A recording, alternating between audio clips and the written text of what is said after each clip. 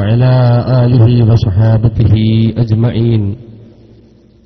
أما بعد فإن نريد إلا الإصلاح ما استطعت وما توفيقي إلا بالله عليه توكلت وإليه أنيب.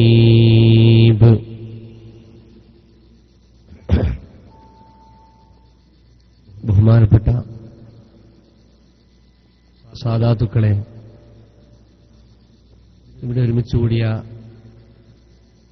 പണ്ഡിതന്മാരെ, സമസ്ത കേരള ജംഇയ്യത്തുൽ ഉലമയുടെ പ്രവർത്തകരെ,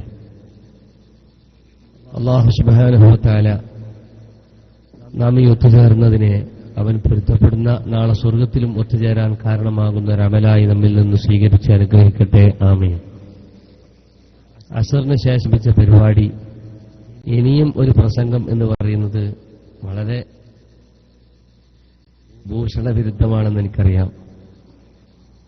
പണ്ടൊരാളൊരു കഥ പറയാണ്. വലൈക്കും സലാം. ദുബായിലൊരു സെറൂനി പള്ളിയുണ്ട്, ഷെർവാനി പള്ളി. അത് പൊളിക്കുന്നതിന് മുമ്പ് അതിന്റെ തൊട്ട് അവസാനത്തെ റമദാൻ 27 രാത്രി 11 പിരിവാണത്തിനുണ്ടായത്. പിരിവിനായിട്ടുള്ളൊരു പള്ളിയാണ് മലയാളി പള്ളി. 11ാമത്തെ പിരിവ് അത് പേരോടുകൂടിയാണ് എന്നതുപോലെ അയാൾ പിരിച്ചത് 111 പവനാത്ര 11ാമത്തെ പിരിവ് എന്നതുപോലെ ഇനിയും ഒരു പ്രസംഗം എന്ന് പറയുന്നത് ഒരുപാട് നേരം ഇരുന്ന് മുഷിഞ്ഞ് നിർത്തി ഒന്ന് വിരിഞ്ഞു പോകാൻ ആഗ്രഹിക്കുന്ന നിങ്ങളോട് SKSF-ന്റെ ദശവാർഷിക സമ്മേളനത്തിന് ഡോക്ടർ CK കരീം പ്രസംഗിച്ചിരുന്നു. പ്രസംഗവും പ്രസവവും ഇത് രണ്ടും വളരെ പ്രയാസമാണ്. പ്രസവിക്കാനായൊരു പെണ്ണ് എങ്ങനെയെങ്കിലും ഇതൊന്ന് ഒഴിവായി കിട്ടിയിരുന്നെങ്കിൽ എന്ന് കൊതിക്കുന്നത് പോലെ പ്രസംഗിക്കാൻ നിന്നാൽ ഇതെന്തെങ്കിലും ഒന്ന് നിർത്തി കിട്ടിയിരുന്നെങ്കിൽ എന്നാഗ്രഹിക്കുന്ന ഒരവസ്ഥ ഇതൊരിക്കലും ഒരു പ്രവാസൽ ഉണ്ടാകാൻ പാടില്ല എന്നതാണ്. അതിനാൽ ഒരു പ്രസംഗം ഞാൻ ഉദ്ദേശിക്കുന്നേയില്ല. ബഹുമാനപ്പെട്ട സമസ്ത കേരള ജംഇയ്യത്തുൽ ഉലമയുടെ മനോഹരമായ ചരിത്രമാണ് തന്റെ വശ്യസുന്ദരമായ ശൈലിയിൽ എന്റെ വന്യ സുഹൃത്തും പ്രഭാഷകനുമായ ഉഞ്ഞാലക്കുട്ടി ഫൈസി ഇവിടെ അവതരിപ്പിച്ചത്.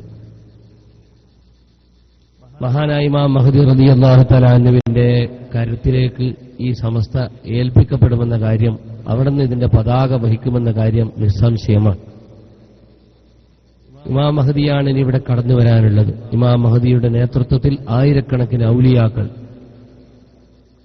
ഔലിയാക്കളുടെ നേതാവായി ഇമാം മഹ്ദി നിലകൊള്ളുമ്പോൾ കൈഫ തഹ്ലികു ഉമ്മ അന അവ്വലുഹാ വഈസ ഇബ്നു മറിയമ ആഖിറുഹാ വൽ മഹ്ദി ഔസതുഹാ സയ്യിദുനാ റസൂലുള്ളാഹി സ്വല്ലല്ലാഹു അലൈഹി വസല്ലം. ഈ ഉമ്മത്തിന്റെ അവസാനത്തെ നേതാവായി മറ്റൊരു മുഹമ്മദ് ബിൻ അബ്ദുള്ള അത് ഇമാം മഹ്ദി കടന്നു വരുമ്പോൾ ആയിരക്കണക്കിന് ഔലിയാക്കൾ തനിക്ക് സേവ ചെയ്യാൻ, തനിക്ക് ഖിദ്മത്ത് ചെയ്യാൻ തന്റെ മുന്നിലും പിന്നിലുമായി നിലകൊള്ളുന്ന ഒരു കാലഘട്ടത്തിൽ ലോകം കാതോർക്കുകയാണ്. ആ ഇമാം മഹ്ദി വഹിക്കാൻ പോകുന്ന പതാക അത് സമസ്തയുടെ പരിശുദ്ധ ദീനിന്റെ സത്യദീനിന്റെ പതാകയായിരിക്കുമെന്ന കാര്യം യാതൊരു സംശയമില്ലല്ലോ. അപ്പൊ അതിന്റെ ഒരു വിജയം അതാണ് നാം ഇന്ന് കണ്ടുകൊണ്ടിരിക്കുന്നത്. അതിന്റെ മുന്നേറ്റം 90ാം വാർഷികത്തിലൂടെ ഒരിക്കൽ കൂടി അതിവിടെ സ്ഥാപിക്കപ്പെടുകയാണ്. അല്ലാഹു അത് കണ്ണു നിറയെ മനം കുളിർക്ക കാണാനും ആസ്വദിക്കാനും തൗഫീഖ് തരട്ടെ. മീൻ ബിറഹ്മതിക യാ അർഹമർ റഹീമീൻ. ഞാനിവിടെ നിങ്ങളുടെ മുമ്പിൽ എഴുന്നേറ്റ് നിന്നത് സമസ്തയുടെ കീഴിലുള്ള കണ്ണൂർ ജില്ലയിൽ നിന്ന് വടക്ക് ഭാഗം 14 കിലോമീറ്റർ സഞ്ചരിച്ചാൽ എത്തുന്ന ഒരു ഗ്രാമപ്രദേശമായ ചപ്പാരപ്പടു എന്ന കുഗ്രാമത്തിൽ 24 വർഷങ്ങൾക്ക് മുമ്പ് ആരംഭിച്ച ഒരു അറബി കോളേജിന്റെ മഹത്തായ സമ്മേളന പ്രചരണവും കൂടി ഇവിടെ ഇതിനോട് ആഡ് ചെയ്യാം എന്ന നിലക്കാണ്. ബഹുമാനപ്പെട്ട അധ്യക്ഷൻ സൂചിപ്പിച്ചതുപോലെ വന്യരായ കണ്യാല അബ്ദുള്ള ഹാജിൽ മൗല ഖദ്ദസല്ലാഹു സിർറഹുൽ അസീസ് തങ്ങൾ അവരുടെ നിർദ്ദേശപ്രകാരം, ആത്മീയ ഉപദേശപ്രകാരം ബഹുമാനപ്പെട്ട അവിടുത്തെ പ്രധാനപ്പെട്ട ഖലീഫയായ ചപ്പാരപ്പട ഉസ്താദ് എന്നറിയപ്പെടുന്ന ഒരു വലിയ മഹാൻ ഒരു ദർസായി ആരംഭിച്ചു. അതൊരു വലിയ അറബി കോളേജായി ഉയർന്നു വന്നു. 24 വർഷം അത് പിന്നിട്ടപ്പോൾ 300 പണ്ഡിതന്മാർ ആ സ്ഥാപനത്തിൽ നിന്ന് പഠിച്ചിറങ്ങുകയും അവരൊക്കെ പട്ടിക്കാട് ജാമിഅ നൂരിയ അറബി കോളേജിൽ പോയി ഫൈദിയായി ബിരുദമെടുത്ത് കേരളത്തിന്റെ അതുപോലെ തന്നെ ഗൾഫ് രാജ്യങ്ങളിലും മറ്റൊക്കെയായി ദീനീ രംഗത്ത് സേവനം ചെയ്യുകയാണ്. വലിയൊരു ബർക്കത്തുള്ളൊരു സ്ഥാപനമാണെന്ന് സാന്ദർഭികമായി ഞാൻ സൂചിപ്പിക്കുകയാണ്. നിങ്ങളോട് പിരിവ് ചോദിക്കാനൊന്നുമല്ല, അങ്ങനെ നിങ്ങൾ വിചാരിക്കേണ്ട, അങ്ങനെ എനിക്ക് ഉദ്ദേശിച്ചില്ല. 300ഓളം പണ്ഡിതന്മാർ ഫൈസിമാരായ ഇർഫാനികൾ അവിടെ നിന്ന് ഇറങ്ങിയപ്പോൾ അതിൽ 99% ആളുകളും മതരംഗത്ത് തന്നെ പള്ളിയിലും മദ്രസയിലും ഖതീബും മുദരിസൊക്കെയായി ജോലി ചെയ്യുന്നു എന്നത് വലിയൊരു ബർക്കത്താണ്. മാത്രമല്ല അവരൊക്കെ തലപ്പാവും നല്ല നീണ്ട താടിയൊക്കെ കെട്ടി ഭംഗിയിൽ ഉസ്താദ് ആഗ്രഹിക്കുന്നത് പോലെ പഴയ രീതിയിലുള്ള മൂല്യന്മാരായി നിലകൊള്ളുന്നു എന്നതും ആ സ്ഥാപനത്തിന്റെ വലിയൊരു ബർക്കത്താണ്. മാത്രമല്ല ഒരു ഗ്രാമപ്രദേശത്ത് നടത്തുന്ന ഒരു സ്ഥാപനം എന്ന നിലക്ക് അവിടുന്ന് പഠിച്ചിറങ്ങിയ പണ്ഡിതന്മാർ 300ഓളം ആളുകൾ അവിടെ ഒരു വൈജ്ഞാനിക ചർച്ച മാസത്തിൽ ഉസ്താദിന്റെ നേതൃത്വത്തിൽ നടക്കാറുണ്ട്. എല്ലാ ഭാഗത്തുനിന്നും മൂല്യന്മാരിങ്ങനെ വരുമ്പോൾ ആ നാട്ടുകാർക്കൊക്കെ ഇങ്ങനെ കൺകുളിർക്കുകയാണ്. അവർക്ക് മനസ്സിന് വലിയ സന്തോഷമുള്ള ഒരു വലിയ അനുഭൂതി. ആ മഹത്തായ സ്ഥാപനത്തിന്റെ വരുമാനം എന്തെന്ന് ചോദിച്ചാൽ വലിയ പിരിവൊന്നുമില്ല, ഇന്റർനാഷണൽ പിരിവൊന്നുമില്ല. മറിച്ച് അവിടെ വലിയ നേർച്ചകൾ ധാരാളം വരും. നേർച്ച നേർന്നവർക്കൊക്കെ വലിയ ഫലമുണ്ടാകുന്ന വലിയ വർക്കത്തുള്ള ഒരു സ്ഥാപനമാണ്. അതുകൊണ്ട് തന്നെ അതിന് വലിയൊരു പിരിവൊന്നും എടുക്കേണ്ടി വരാറില്ല. അലട്ടില്ലാതെ ഭംഗിയിൽ അത് നടന്നു പോകുന്നുണ്ട്. ആ മഹത്തായ സ്ഥാപനത്തിന്റെ 24ാം വാർഷികം വരികയാണ്. വരുന്ന ഡിസംബർ അവസാന വാരം 25 മുതൽ 28 വരെയുള്ള തീയതികളിൽ ആ മഹത്തായ സമ്മേളനത്തിന് നിങ്ങളെല്ലാവരെയും ആമുഖമായി ഞാൻ ക്ഷണിക്കുകയാണ്. അല്ലാഹു സുബ്ഹാനഹു വ തആല അത് ഭംഗിയിൽ വിജയിപ്പിക്കാൻ തൗഫീഖ് തരട്ടെ. ആമീൻ. അതിന്റെ പ്രവർത്തകരായി 2-3 വർഷങ്ങൾക്ക് മുമ്പ് ഇവിടെ ഉംറക്ക് വന്നപ്പോൾ ഇവിടെ വരികയും ഈ ജിദ്ദയിലുള്ള ചപ്പാരപ്പടവ് നിവാസികളും ആ സ്ഥാപനവുമായി ബന്ധപ്പെടുന്നവരുമായ കുറച്ച് ആളുകൾ ചേർന്ന് നമ്മളെ നൗഷാദ് ചപ്പാരപ്പടവിന്റെ നേതൃത്വത്തിൽ ചെറിയൊരു കമ്മിറ്റിക്ക് ഇവിടെ വർക്ക് ചെയ്യുന്നുണ്ട്. അവരതിനുവേണ്ടി നന്നായി ജിദ്ദയിൽ പ്രവർത്തിക്കാറുണ്ട്. ദുബൈയിലും ഖത്തറിലും ഒമാനിലൊക്കെ ചെറിയ ചെറിയ കമ്മിറ്റികളുണ്ട്. അൽഹംദുലില്ലാഹ്. ഈ സന്ദർഭത്തിൽ 1-2 കാര്യങ്ങൾ ദീനിയായ പഠിക്കേണ്ട 1-2 മസലകൾ നിങ്ങളുടെ ശ്രദ്ധയിൽപ്പെടുത്തി ഞാൻ അവസാനിപ്പിക്കുകയാണ്. സമയം വളരെ വൈകിയതിനാൽ പരിശുദ്ധമായ സുന്നത്ത് ജമാഅത്തിനെ സംബന്ധിച്ച് അഹ്ലുസുന്നയുടെ പാതയെ സംബന്ധിച്ചാണ് ഇവിടെ കഴിഞ്ഞ പ്രസംഗം ഉടനീളം നടന്നത് എന്ന് ഞാൻ മനസ്സിലാക്കുന്നു. അതിന് തൊട്ടുമുമ്പ് പ്രസംഗിച്ചത് എന്റെ വന്യ സുഹൃത്ത് പണ്ഡിത ശ്രേഷ്ഠൻ അബ്ദുൽ ഗഫൂർ അൻവരിയാണ്. സുന്നത്ത് ജമാഅത്തിന്റെ പടപ്പോരാളിയായ ചിന്തകനും എഴുത്തുകാരനും പ്രഭാഷകനുമായ വ്യക്തിത്വം.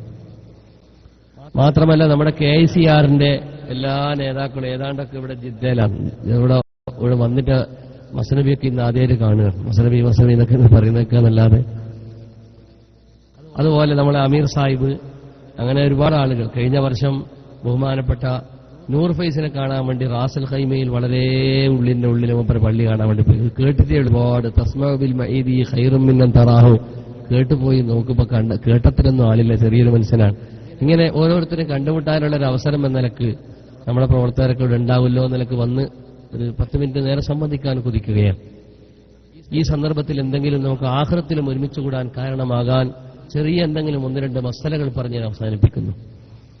ഒരു ദിവസം മഹാനായ മുഹമ്മദ് മുസ്തഫ സല്ലല്ലാഹു അലൈഹി വസല്ലമ തങ്ങളുടെ വീട്ടിൽ ഹബീബായ നബി തങ്ങൾ നിസ്കരിക്കാനോ മറ്റോ വീട്ടിൽ നിന്ന് വെളിയിലേക്ക് പോയ സന്ദർഭം ഒരാൾ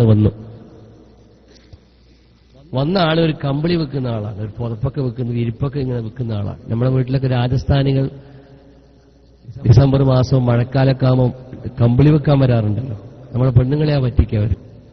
കമ്പിളിക്ക് വില എത്രയാ? 900 രൂപ മുതലാ തുടങ്ങുക, അല്ലെങ്കിൽ 999 മുതൽ അവസാനം 50 രൂപയ്ക്ക് വിൽക്കുന്നത്. സമർത്ഥന്മാരായ ആളുകൾ നമ്മളെ പെണ്ണുങ്ങളെ ഒന്നും കൂടി സാമർത്ഥ്യം കാണിച്ചെങ്കിൽ 50 രൂപയ്ക്ക് കിട്ടും, അല്ലെങ്കിൽ 900 പറയും, അവർ 800 പറയും. അങ്ങനെ 850 കച്ചവടാക്കിയിട്ട് പോയി 50 സാധനത്തിന്. ഇത് പെണ്ണുങ്ങളെ പറ്റിക്കാൻ വേണ്ടി രാജസ്ഥാനികൾ നമ്മുടെ നാട്ടിൽ വരാറ് കമ്പിളിയും കൊണ്ടാണെങ്കിൽ ഇതേപോലെ ഒരുപാട് വിരിപ്പുകളുമായി വീട് വീടാന്തരം ചുറ്റുന്ന ഒരു മനുഷ്യൻ മഹാനായ മുഹമ്മദ് മുസ്തഫ സല്ലല്ലാഹു അലൈഹി വസല്ലം തങ്ങളുടെ വീട്ടിൽ വന്നു. ആയിഷ ബീവിയാണ് വീട്ടുകാരെത്തി. ആയിഷ ബീവിന്റെ മുമ്പിൽ അദ്ദേഹം കൊണ്ടുവന്ന വിരികളൊക്കെ ഇങ്ങനെ നിവർത്തി വെച്ചു. ആയിഷ ബീവിക്ക് നല്ലൊരു വിരി ഇഷ്ടപ്പെട്ടു. ആ വിരിയുടെ പ്രത്യേകത, അതിൽ നല്ലൊരു ഒട്ടകത്തിന്റെ ചിത്രം അതിൽ നൂലുകൊണ്ട് തുന്നിപ്പിടിപ്പിച്ചിട്ടുണ്ട്. വരച്ചതല്ല, നൂലുകൊണ്ട് തുന്നിപ്പിടിപ്പിച്ചതാണ്.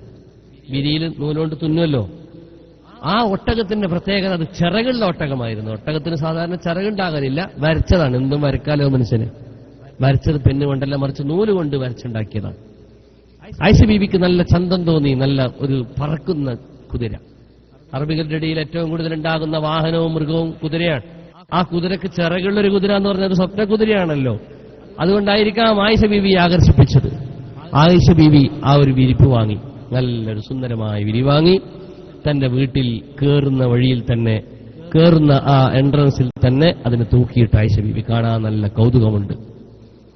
മഹാനായ റസൂലുള്ളാഹി സ്വല്ലല്ലാഹു അലൈഹി വസല്ലം, ഇമാം ബുഖാരി റിപ്പോർട്ട് ചെയ്യുന്ന ഹദീസാണ്, ഇമാം മുസ്ലിം റിപ്പോർട്ട് ചെയ്യുന്ന ഹദീസാണ്. ഇതിന്റെ വ്യത്യസ്തമായ റിവായത്തുകൾ ഇമാം മുസ്ലിം തന്റെ സഹീഹ് മുസ്ലിമിൽ ഉദ്ധരിക്കുന്നുണ്ട്. വ്യത്യസ്തമായ റിവായത്തുകളിൽ വ്യത്യസ്തമായ പുതിയ പുതിയ വാചകങ്ങൾ കാണാം. അതെല്ലാം കൂടി സംയോജിപ്പിച്ചുകൊണ്ട് വളരെ ചുരുക്കി ഞാൻ നിങ്ങളോട് പറയട്ടെ. മഹാനായ അഷ്റഫുൽ ഖൽഖ് സല്ലല്ലാഹു അലൈഹി വസല്ലം ആ വീട്ടിലേക്ക് കയറി വരുമ്പോൾ കാണുന്നത് സുന്ദരമായി ഫോട്ടമാണ്, ഈ രംഗമാണ്. അള്ളാഹുവിന്റെ റസൂലിന്റെ ചുവന്നു, ദേശത്താൽ ചുവന്നു. ഹബീബായ നബി സല്ലല്ലാഹു അലൈഹി വസല്ലം തിരിച്ചു പോവുകയാണ്. ഹബീബായ റസൂലുള്ളാഹി സല്ലല്ലാഹു അലൈഹി വസല്ലം തിരിച്ചു പോകുകയും അവിടുത്തെ മുഖം ദേശത്താൽ ചുവന്നു തുടുത്തതും ആയിഷ ബീവി മനസ്സിലാക്കുന്നു. ആയിഷ ബീവി പിന്നാലെ പോകുന്ന നബിയെ തിരിച്ചു കൊണ്ടുവരാൻ അള്ളാഹുവിന്റെ റസൂലിനോട് പറയുന്നു, നബിയേ, എന്താണ് അവിടുത്തെ ദേഷ്യം പിടിച്ചത്? എന്തിനാണ് തിരിച്ചു പോകുന്നത്? അള്ളാഹുവിന്റെ റസൂൽ പറഞ്ഞു, യാ ആയിഷ, മാ ഹാദിഹി നംറുഖ അല്ലത്തി ഫീഹ തസാവീർ. എന്താണ് ഈ വിരി ഇവിടെ തൂക്കിയിട്ടത് കാണുന്നത്? ഫോട്ടോ ഉള്ള വിരി തൂക്കിയിടുകയോ? ഇതുകൊണ്ടാണ് ഞാൻ തിരിച്ചു പോകുന്നത്. ബഹുമാനപ്പെട്ട നബി സല്ലല്ലാഹു അലൈഹി വസല്ലം പറഞ്ഞപ്പോൾ ആയിഷ ബീവി ആ വിരിയെടുത്ത് മാറ്റുകയാണ്. ഹബീബിനെ തിരിച്ചു കൊണ്ടുവരുന്നു. തിരിച്ചു കൊണ്ടുവരുന്നതിനിടയിൽ ആയിഷ ബീവി റളിയല്ലാഹു അൻഹാ പറയുകയാണ്, അത്തൂബു ഇലല്ലാഹി വ ഇലാ റസൂലിഹി. ഇമാം ബുഖാരിയും ഇമാം മുസ്ലിമും റിപ്പോർട്ട് ചെയ്യുന്ന ഹദീസാണ്. നബിയെ, അത്തൂബു ഇലല്ലാഹ്, ഞാൻ അല്ലാഹുവിലേക്ക് തൗബ ചെയ്ത് ഖേദിച്ചു മടങ്ങുകയാണ്. വ ഇലാ റസൂലിഹി, നബി സല്ലല്ലാഹു അലൈഹി വസല്ലം തങ്ങളിലേക്കും ഞാൻ ഖേദിച്ചു മടങ്ങുകയാണ്, ഞാൻ തൗബ ചെയ്യുകയാണ് എന്ന് ബഹുമാനപ്പെട്ട നബി സല്ലല്ലാഹു അലൈഹി വസല്ലം തങ്ങളോടും അല്ലാഹുവിനോടുമായി ആയിഷ ബീവി തൗബ ചെയ്യുന്നു. ബഹുമാനപ്പെട്ട നബി സല്ലല്ലാഹു അലൈഹി വസല്ലം അതിന് പ്രതിവിധി പറഞ്ഞു കൊടുത്തു. ആയിഷ, അത് താഴേക്ക് വലിച്ചിട്ടല്ലോ, ഫജ്അലിഹാ വിസാദ, അത് നിങ്ങൾ തലയണിയാക്കൂ എന്ന് പറഞ്ഞു. അങ്ങനെ 2 പീസാക്കി മുറിച്ചു. അതുകൊണ്ട് 2 തലയണി ഉണ്ടാക്കി ആയിഷ ബീവി വീട്ടിൽ ഉപയോഗിച്ചു എന്ന് ഈ ഹദീസ് വളരെ വിശദമായി ഇമാം മുസ്ലിം റിപ്പോർട്ട് ചെയ്യുന്നു. ഇത് ബുഖാരിയും മുസ്ലിമും റിപ്പോർട്ട് ചെയ്ത മുത്തഫഖ് അലൈഹിയായ ധാരാളം റിവായത്തിലൂടെ വന്ന ഹദീസ്. ഈ ഹദീസ് ഞാൻ നിങ്ങളുടെ മുമ്പിൽ എടുത്തുവെച്ചത് ഈ ഹദീസിന്റെ ഗുണപാഠങ്ങൾ, ഇതിൽ നിന്ന് പഠിച്ചെടുക്കേണ്ട ചില പാഠങ്ങൾ നിങ്ങളുടെ മുമ്പിൽ വെക്കാനാണ്. ഒന്ന്, ഒരു ഫിഖ്ഹിന്റെ മസലയാണ്. അതായത് നമ്മളൊക്കെ ഇന്ന് വളരെ സിമ്പിളായി കാണുന്ന ഒരു കാര്യമാണ്, നമ്മുടെ വീട്ടിൽ നല്ല സുന്ദരമായ വീട് എന്നൊക്കെ പറഞ്ഞാൽ അള്ളാഹുവിന്റെ റസൂൽ ഈ ഉമ്മത്തിന് ഏറ്റവും ഭയപ്പെട്ട വളരെ വളരെ വലിയ സാമ്പത്തിക സ്രോതസ് മുഴുവനും ഉപയോഗിച്ച് 25-30 കൊല്ലം ജിദ്ദയിൽ ജോലി ചെയ്ത് താടിയും മുടിയും നരച്ചുണ്ടാക്കിയത് മുഴുവനും ചെലവഴിച്ചാൽ തീരാത്ത അത്ര വലിയ വീടാണ് നമ്മൾ എടുക്കുന്നത്. പിന്നെയും കടം മേടിക്കും. അവസാനം റിട്ടയർഡായി പോകുമ്പോൾ ഭാര്യന്റെ പൊന്നൊക്കെ പണയത്തിനുണ്ടാവും, അതൊന്നും വീട് തീർന്നിട്ടുണ്ടാവില്ല. അവസാനം നാട്ടിലെത്തിയാൽ ഷുഗറും പ്രഷറുമായി മനുഷ്യന്റെ കയ്യിൽ കാശൊന്നും ഇല്ലാതിരിക്കുമ്പോൾ ഭാര്യയും മക്കളൊക്കെ ചവിട്ടി പുറത്താക്കുന്ന അവസ്ഥ. അള്ളാഹു കാത്തുരക്ഷിക്കട്ടെ. ഈ വീട്ടിൽ നമ്മളൊക്കെ ചുമരിൽ നല്ല ഗ്ലാസുകൾ പണിത്, അളമാരകൾ പണിത് അതിൽ നല്ല ഫോട്ടോ വെക്കാറുണ്ട്, ഇല്ലേ? ഇസ്ലാം വളരെ നിഷിദ്ധമായി വിലക്കിയ സംഗതിയാണ്. ആ ഫോട്ടോക്കുള്ള മാനദണ്ഡം എത്രയാ? ഒരു വീട്ടിൽ പോയപ്പോ സയ്യിദ് മുഹമ്മദ് അലി ശിഹാബ് തങ്ങളുടെ ഫോട്ടോ ഫ്രെയിം ചെയ്ത് സൂക്ഷിച്ചു വെച്ചിട്ടുണ്ട്. അത് തെറ്റാണോ? തങ്ങളെ പറയല്ല കേട്ടോ, അങ്ങനെ മനസ്സിലാക്കരുത്. അത് തെറ്റാണോ? അങ്ങനെയാണെങ്കിൽ പത്രത്തിലൊക്കെ ഫോട്ടോ വരുന്നില്ലേ എന്നൊക്കെ നമ്മൾ ചോദിക്കും. പത്രം എടുത്തു വെക്കാൻ പറ്റുമോ എന്നൊക്കെ ചില ആൾ ചോദിക്കാറുണ്ട് ഇത് പറയുമ്പോൾ. ഒരു ഗൗരവത്തിൽ ഒരു ദിവസം വെള്ളിയാഴ്ച ഞാൻ പള്ളിയിൽ നിന്ന് ഇത് പ്രസംഗിച്ചപ്പോ ഒരുപാട് ആളുകൾ വീട്ടിൽ നിന്ന് അതെടുത്ത് മാറ്റിവെച്ചു. അങ്ങനെ അടുത്ത വെള്ളിയാഴ്ചക്കുള്ളിൽ പലരും ചോദിച്ച ചോദ്യ, പത്രം വെക്കാൻ പറ്റുമോ? പത്രത്തിൽ ഫോട്ടോ ഉണ്ടല്ലോ. ഞാനതിനെപ്പറ്റി വിശദമായൊരു പഠനത്തിലേക്ക് വരുന്നില്ല, ഞാനത് ഉദ്ദേശിച്ചിട്ടില്ല. എനിക്ക് ഈ വിഷയത്തിൽ നിന്ന് വേറൊരു കാര്യം പറയാനാണ് ഞാൻ കൊണ്ടുവന്നത്. എന്റെ ഇടയിൽ വഴിയിൽ ഇങ്ങനെ തടഞ്ഞു പോവാൻ. അതിന്റെ മാനദണ്ഡം ഞാൻ ആദ്യം തന്നെ പറഞ്ഞു, ആ ഫോട്ടോ നൂലുകൊണ്ട് തുന്നിയതായിരുന്നു. അങ്ങനെ ഞാൻ പറഞ്ഞിട്ടില്ലേ? നൂല് കൊണ്ട് തുന്നുമ്പോൾ അത് തടവിയാൽ കിട്ടുമെന്നതാണ്. ഇമാം മുസ്ലിമിന്റെ റിവായത്താണ്. നൂല് കൊണ്ട് തുന്നിയിട്ടുണ്ടാക്കിയതാണ്. തടവിയാൽ കിട്ടുമെന്ന് പറഞ്ഞാൽ അതിന് പാർശ്വങ്ങളുണ്ട് എന്നതാണ്. 6 പാർശ്വങ്ങളുണ്ടാകും. 6 പാർശ്വങ്ങളുണ്ടാകുന്ന ഈ ഫോട്ടോ ആണ് ഇസ്ലാമിൽ വിലക്കപ്പെട്ടത് എന്നതാണ് പ്രബലമായ വീക്ഷണം. അപ്പൊ നമ്മുടെ ഫോട്ടോഗ്രാഫ് കൊണ്ട് എടുക്കപ്പെടുന്ന ഫോട്ടോ ഇല്ലേ, നമ്മുടെ പത്രത്തിലേക്ക് വരുന്ന ഫോട്ടോ അല്ലോ, ആ ഫോട്ടോ അത് തടവിയാൽ അതിന് കിട്ടാത്തത് കൊണ്ട്, പാർശ്വങ്ങളില്ലാത്തത് കൊണ്ട് അത് ഈ വിലക്കപ്പെട്ട ഫോട്ടോയിൽ പെട്ടതാണോ അല്ലേ? ഉലമായിനിടയിൽ അഭിപ്രായ വ്യത്യാസമുണ്ട്. പ്രബലമായ വീക്ഷണം അതല്ല എന്നതാണ്. ഹബ്സുദ്ദില്ല്, നമ്മൾ കണ്ണാടി നോക്കുമല്ലോ, റസൂലുള്ളാഹി സ്വല്ലല്ലാഹു അലൈഹി വസല്ലമ തങ്ങൾ കണ്ണാടി നോക്കിയിട്ടുണ്ട്. കണ്ണാടിയിൽ ഹബീബായ നബിന്റെ മുഖം പ്രതിബിംബമായി വരും. നമ്മളൊക്കെ കണ്ണാടി നോക്കിയാലുള്ളതുപോലെ. അപ്പോ ആ ഫോട്ടോ വരുത്തി നബിതങ്ങൾ വിലക്കിയിട്ടുണ്ടെങ്കിൽ നബിതങ്ങൾ കണ്ണാടി നോക്കൂലല്ലോ. ആ കണ്ണാടിയിൽ വന്ന പ്രതിബിംബത്തെ അത് സ്വിച്ച് ചെയ്ത് അവിടെ നിലനിർത്താനുള്ള സംവിധാനം മനുഷ്യൻ കണ്ടെത്തിയെന്നതാണ് ഹബ്സുദ്ദില്ല്, അതാണ് ഫോട്ടോഗ്രാഫ്. അതുകൊണ്ട് അത് പ്രശ്നമല്ല എന്നതാണ് പണ്ഡിതരിലെ ഒരു പക്ഷം ആളുകളുടെ വീക്ഷണം. അതുകൊണ്ട് തന്നെ ജനങ്ങൾ അത് ആ ഒരു ഇളവ് പിടിച്ച് ഉപയോഗപ്പെടുത്തുന്നതാവാം. അതിന് വിരോധിക്കപ്പെട്ടതായി നിരുവാധികം പറഞ്ഞുകൂടാ. അതേ സ്ഥാനത്ത് തടവിയാൽ ലഭിക്കുന്ന തുന്നിപ്പിടിപ്പിച്ചതും അതുപോലെ പാർശ്വങ്ങളുമുള്ളതായ ഫോട്ടോ അത് വിലക്കപ്പെട്ടതാണെന്ന കാര്യം യാതൊരു അഭിപ്രായ വ്യത്യാസമില്ലാത്ത വിധം അത് കുറ്റമാണ്, നമ്മളത് ചെയ്യാൻ പാടില്ല.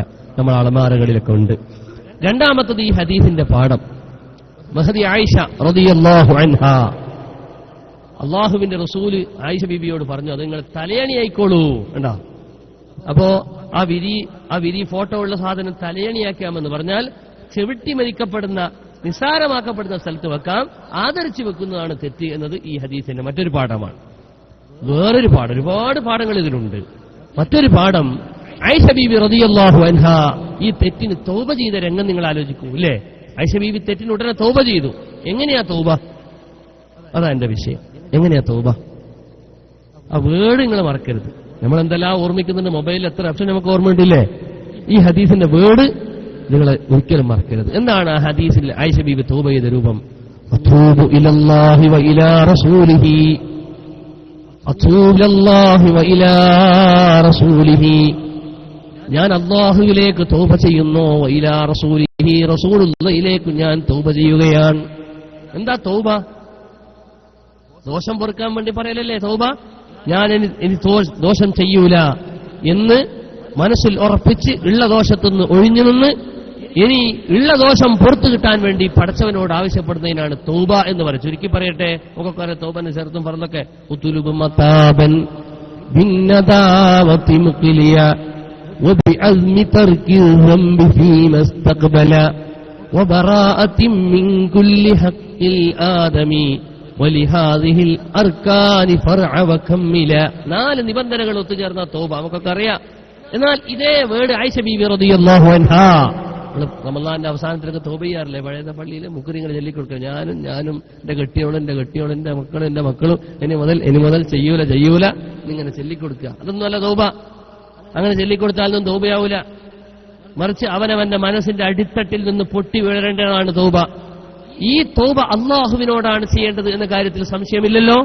എന്നാൽ മഹദി ആയിഷ റളിയല്ലാഹു അൻഹാ ഹബീബായ അഷ്റഫുൽ ഖൽഖ് സല്ലല്ലാഹു അലൈഹി വസല്ലം തങ്ങളുടെ മുമ്പിൽ നിന്ന് ദീൻ പഠിച്ചെടുത്ത, അങ്ങനെ സ്വഹാബത്തിന്റെ കാലഘട്ടത്തിൽ ഹബീബിന്റെ വഫാത്തിന് ശേഷം സ്വഹാബത്തിന് വഴിവിളക്കായി നിലകൊണ്ട, വിജ്ഞാനത്തിന്റെ കുതിരിയായി നിലകൊണ്ട, ഫത്വയുടെ കേന്ദ്രമായി നിലകൊണ്ട ബഹുമാനപ്പെട്ട ആയിഷ ബീബി റളിയല്ലാഹു അൻഹാ, അന്നൊരു ഫത്വ ബോർഡുണ്ടെങ്കിൽ അതിന്റെ ചെയർമാനാകാൻ എന്തുകൊണ്ടും പദവി ആയിഷ ബീബിക്ക്. അത്ര ഹദീസുകൾ തമ്മിൽ വൈരുദ്ധ്യമാകുമ്പോൾ ജംഅ ചെയ്യാനും മഴ വെക്കാനും കഴിവുള്ള സഹാബികൾ വളരെ കുറവാണ്. അത്രയും ബുദ്ധിരാശസിയാണ് ആയിഷ ബീബി റളിയല്ലാഹു അൻഹാ. ആ ആയിഷ ബീബി തൗബ ചെയ്തത് എങ്ങനെയാ? അത്തൂബു ഇലല്ലാഹി വ ഇലാ റസൂലിഹി.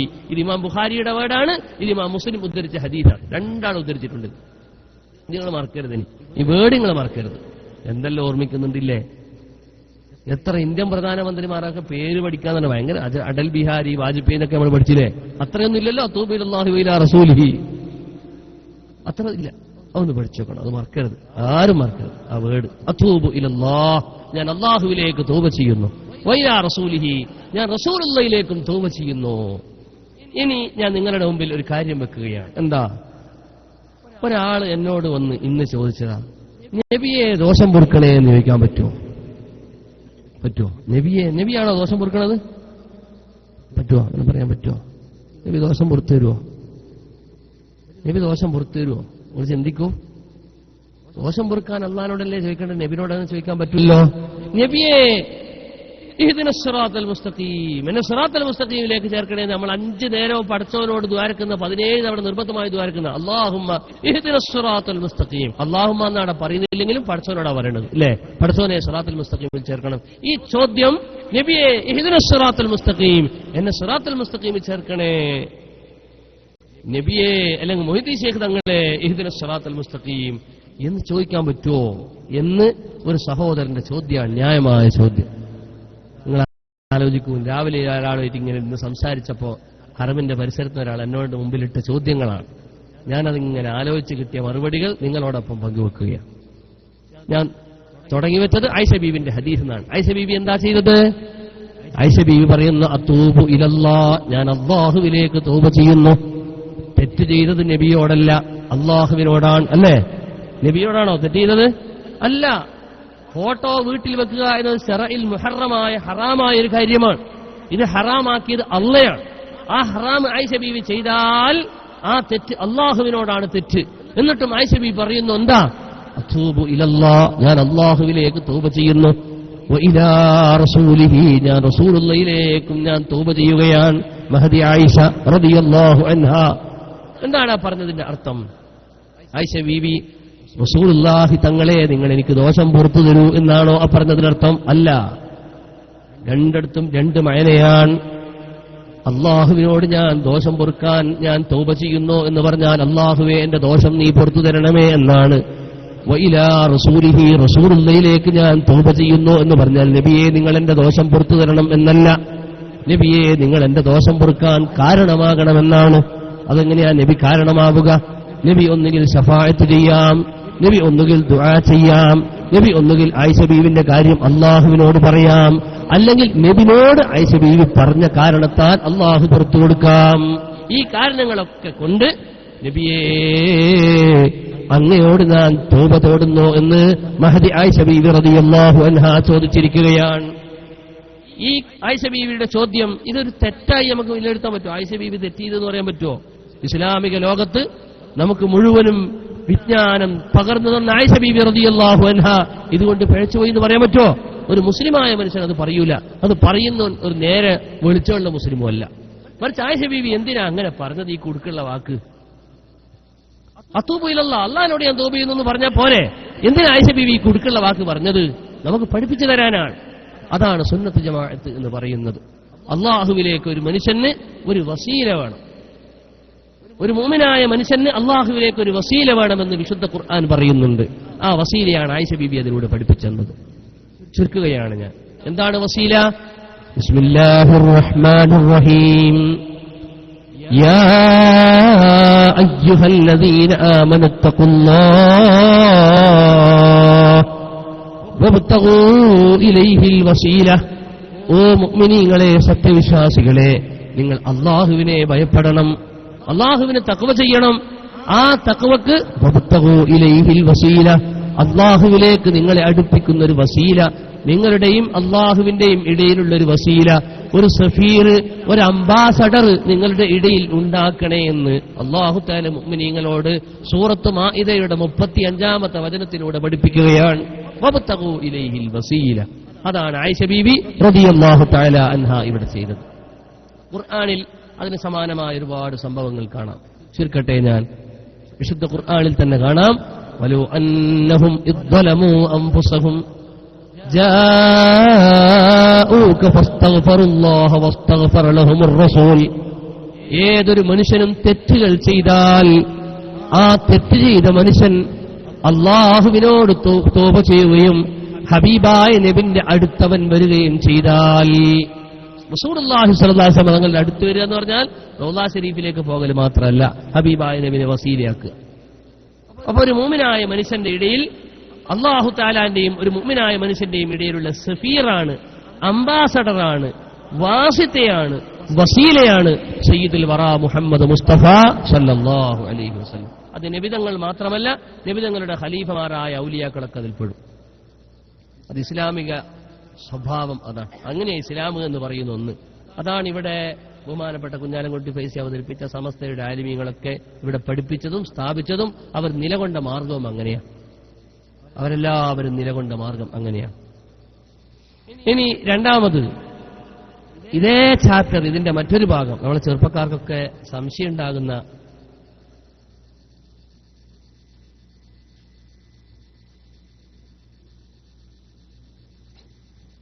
നമ്മളെ ചെറുപ്പക്കാരൊക്കെ സംശയിക്കാനിടയുള്ള ചിന്തിക്കുന്ന വാട്സപ്പും ഫേസ്ബുക്കും അതുപോലെ ആധുനിക മാധ്യമങ്ങളൊക്കെ ഏറെ ഉപയോഗിക്കുന്ന ചെറുപ്പക്കാർക്ക് ഒരുപാട് സംശയങ്ങൾ ഉണ്ടാവില്ല. ഇപ്പൊ ഇനി റബീഉൽ അവ്വൽ വരാൻ പോവുകയാണ്.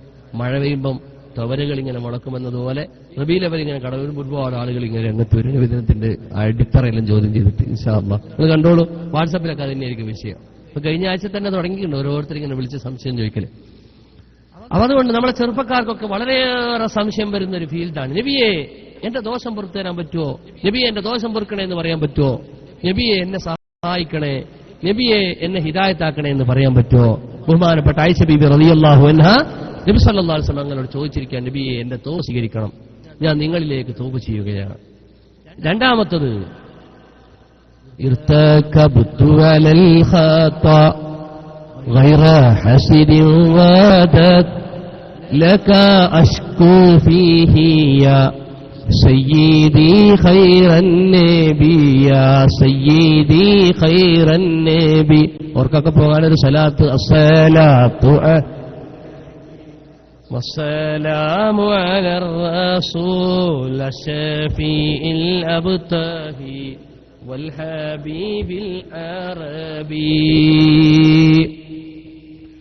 ബഹുമാനപ്പെട്ട മങ്കൂസ് മൗലിദിന്റെ ഒരു വരിയാണ് ഇർതകബ്തു അലൽ ഖത. ഞാൻ അതിന് അർത്ഥം പറയാം. ഇർതകബ്തു അലൽ ഖത, പാപമാകുന്ന ഒട്ടകത്തിന്റെ മേൽ ഞാൻ കയറിയിട്ടുണ്ട് എന്ന് പറഞ്ഞാൽ എന്റെ അടിത്തറ മുഴുവനും പാപമാണ്, ദോഷമാണ്. ഗൈറ ഹസ്രിൻ വഅദദ്, അറ്റവുമില്ലാത്ത അനന്തമായ പാപങ്ങളുടെ കൂമ്പാരത്തിലാണ് ഞാൻ. ഗൈറ ഹസ്രിൻ വഅദദ് ലക അശ്കൂ ഫീഹി യാ, അതുകൊണ്ട് നബിയെ അങ്ങയോട് ഞാൻ എന്റെ വിഷമം ആപരാതി പറയുന്ന നബിയേ. ഇതാണ് മങ്കൂസ് മൗലിദിൽ ഏറ്റവും വടക്ക് വരി എന്നാ പറയുന്നത്. ഇതുള്ളത് കൊണ്ട് മങ്കൂസ് മൗലിദ് ശരിയല്ല.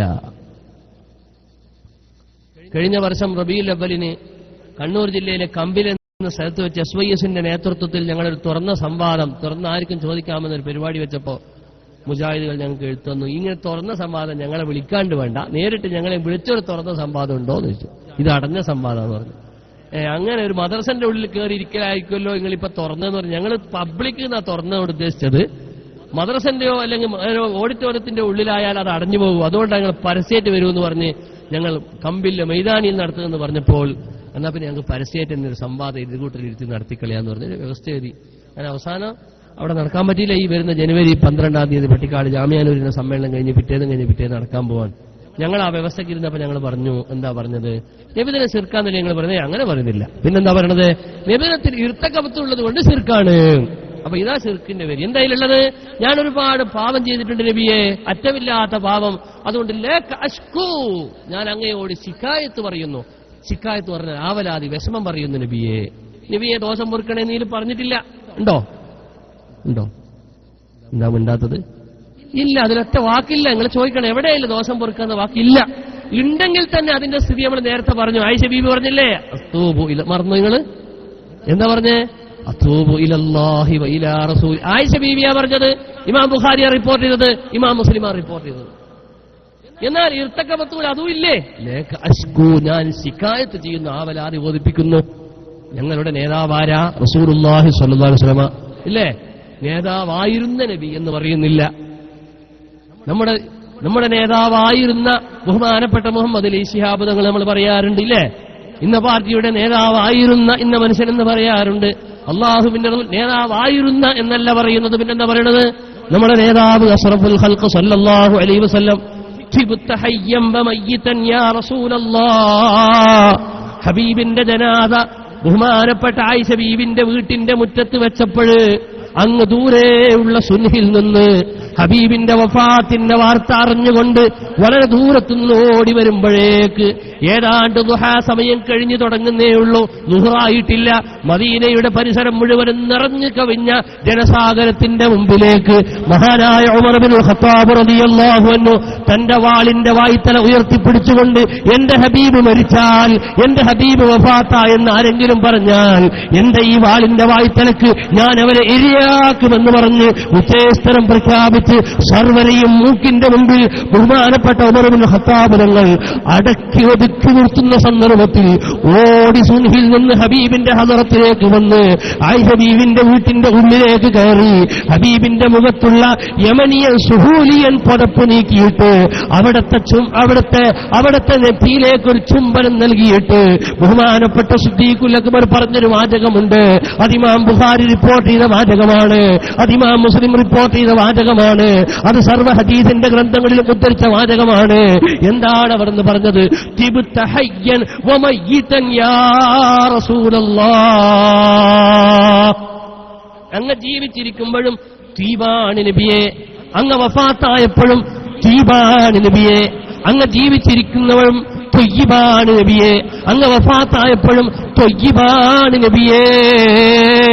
ജീവിതത്തിലും മരണത്തിലും അങ്ങേക്ക് ഞങ്ങൾ വിവേചനം കാണിക്കുന്നില്ല നബിയെ. സയ്യിദുനാ അബൂബക്കർ സിദ്ദീഖ് റളിയല്ലാഹു അൻഹു ആ നബി തങ്ങൾ നമ്മുടെ നേതാവാണ്. ഒരു അനുയായിയുടെ വിഷമത്തിൽ നേതാവിനോട് പങ്കുവെച്ചില്ലേ, അസ്കു ഞാൻ ശിക്കായത്ത് പറയുന്നു, ഞാൻ വിഷമം പറയുന്നു. ഇതിനെന്ത് പ്രശ്നമാണ് നിങ്ങൾ ആലോചിക്കൂ. ദോഷം പുറത്തേർന്നേന്ന് പറഞ്ഞിട്ടില്ല, ഇനി പറഞ്ഞാൽ തന്നെ അതിന്റെ സ്വഭാവം നമ്മൾ നേരത്തെ പറഞ്ഞു. എന്താ പറഞ്ഞ്?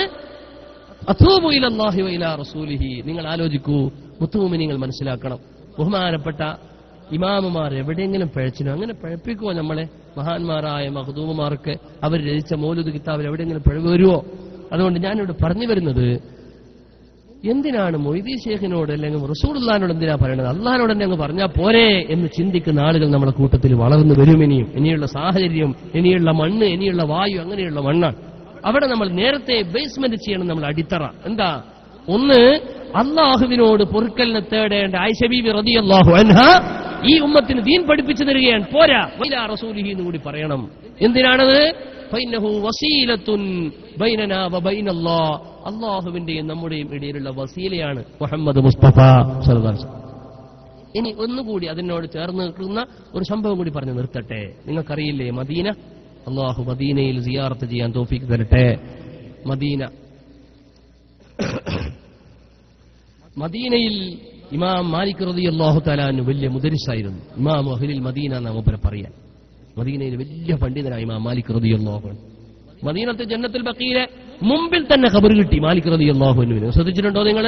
ജന്നത്തുൽ ബഖീലെ മുമ്പിൽ തന്നെ സഹാബികളിൽ പ്രധാനപ്പെട്ട ആളുകൾ മറവിട്ട് കിടക്കുന്നിടത്താണ് മാലിക് റളിയല്ലാഹു തആല അൻഹു മറവിട്ട് കിടക്കുന്നത്. സമയം വൈകിയിട്ടുണ്ട്, നിർത്തുകയാണ് അല്ലേ?